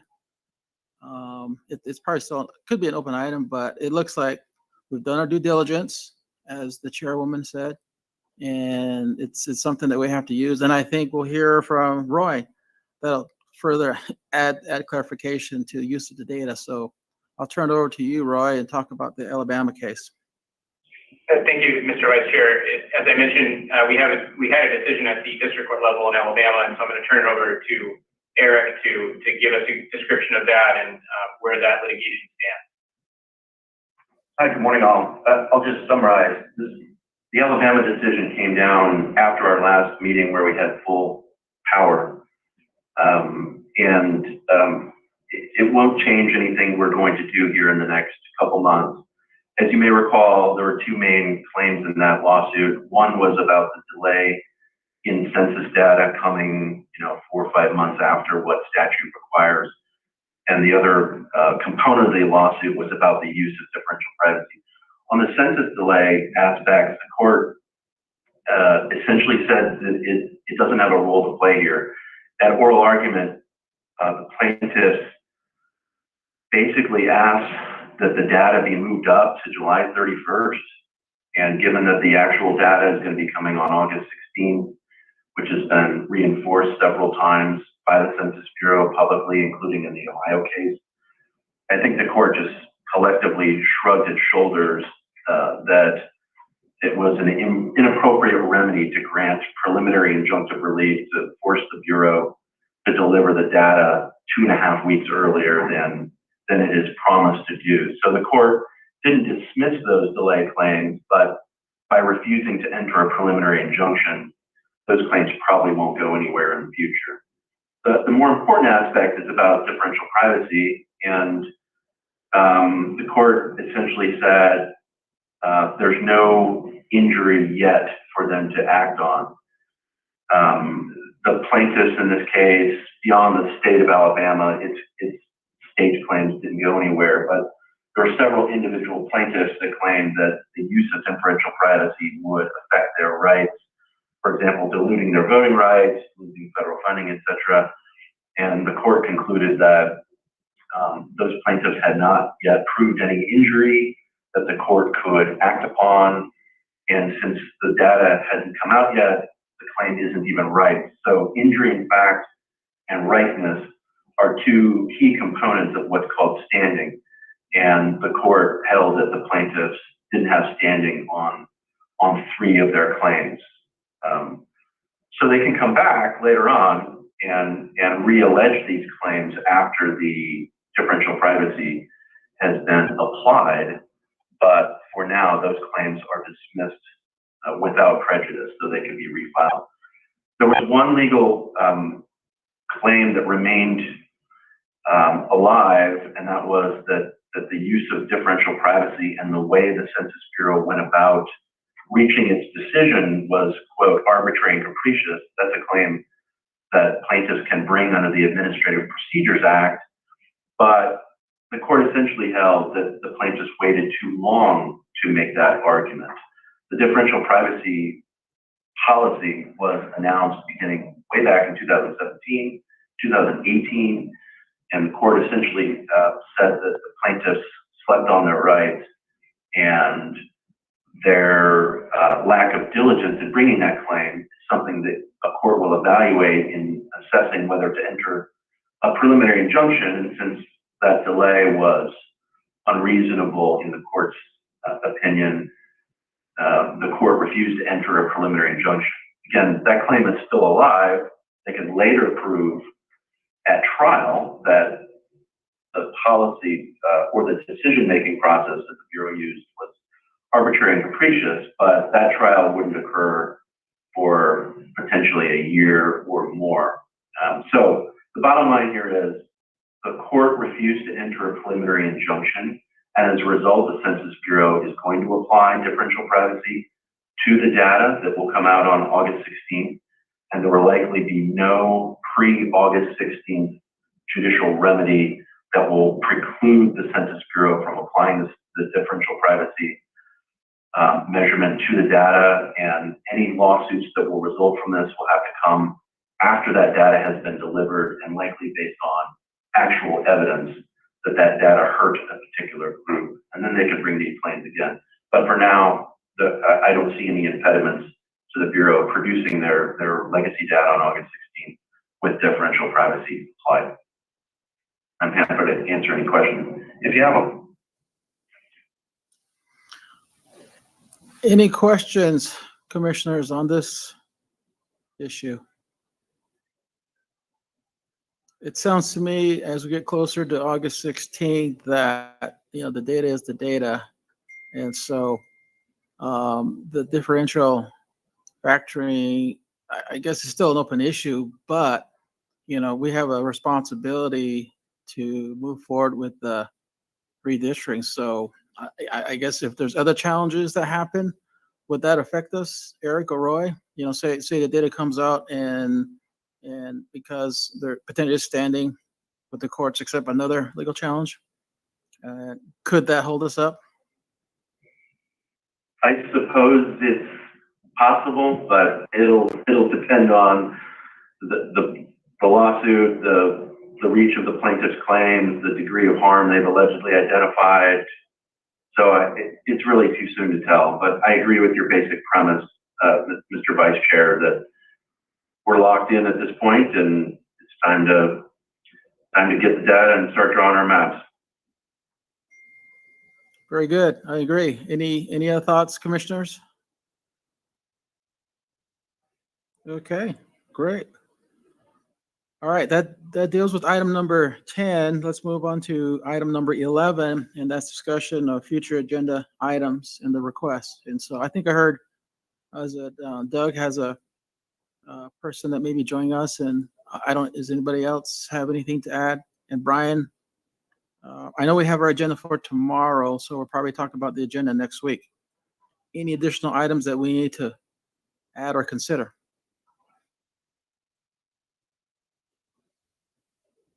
So basically our standard agenda as we have formatted. Okay. Okay, well, let's move forward. And so tomorrow we have our next meeting at 8 o'clock, and then, okay, on the following week, is that the same day as one of our hearings out there, Brian? Yes, it is. Okay. I don't have the agenda in front of me, so are we going to do that online and then move to the meeting location? I would leave that up to the commission. If they would like to still continue having Tuesday at 8 a.m. and then the option of joining the public hearings later that evening, or doing them in the afternoon and then going into the public hearing. So I would defer to you all if you have an opinion or a preference. Okay, I'm sorry. I pulled my agenda up, and so for the 27th, the hearings in Prescott, correct? Yes. Okay, so we are scheduled.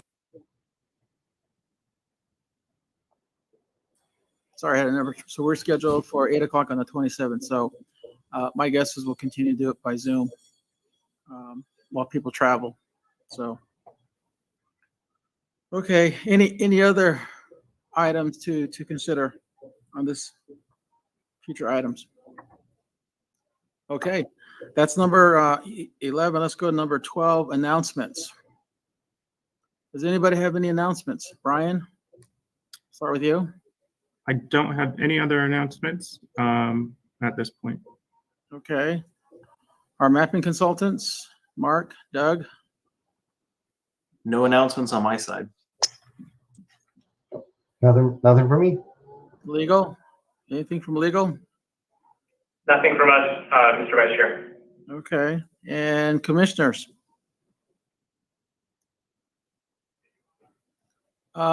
I do have not an announcement, but you mentioned, Brian, in some of the emails, possible meetings with, like, for example, the Intertribal Council of Arizona. Did I miss that, or is that still something that's being scheduled? Yes, you and Chair Newberg are going to speak with them at their meeting in the next couple weeks. I don't have the date in front of me, but. You don't have the date? Okay. Let's see if we can get that so at least the public knows about what we're doing. Sure. Okay. Thank you, Brian. Absolutely. Okay, that's item number 12. Let's go to 13, next meeting date. Next meeting date, we get back to our regular Tuesday meeting, so tomorrow at 8 a.m. And the agenda's out, well, it has to be. And then after that, we're back to next week, July 27th at 8 o'clock, followed by our hearing in Prescott. So I'm sure everybody has that scheduled. Okay, let's move on to item number 14, and that's closing of the public comments. And so I'll have to read here that please note that members of the commission may not discuss items that are not specifically identified on the agenda. Therefore, pursuant to ARS section 38-431.01, paragraph H, action taken as a result of public comment will be limited to directing staff to study the matter, responding to any criticism, or scheduling the matter for further consideration or decision at a later date. And so, for the record, we made that statement. So I appreciate allowing me to do that. And so we're at the end of our meeting. We're at item number 15, adjournment. I move that we adjourn. There's a motion by Commissioner Meal to adjourn. Is there a second? I second. Commissioner Lerner seconds. All those in favor? I'm running my own meetings here. Okay. Commissioner York? Aye. Commissioner Lerner, Aye. Commissioner Meal, Aye. and Commissioner Madam Chair Newberg. I am an I. Aye. Okay. Thank you very much, and thank you for allowing me to chair, and I appreciate it. And my apologies for being late. So we will see everybody tomorrow, bright and early at 8 a.m. So long, everybody, and have a great day. Thank you. Thank you so much, Vice Chair Watchman. You're welcome. Thank you. Be safe, Erica. Take care. You got it. Looking forward to seeing everyone.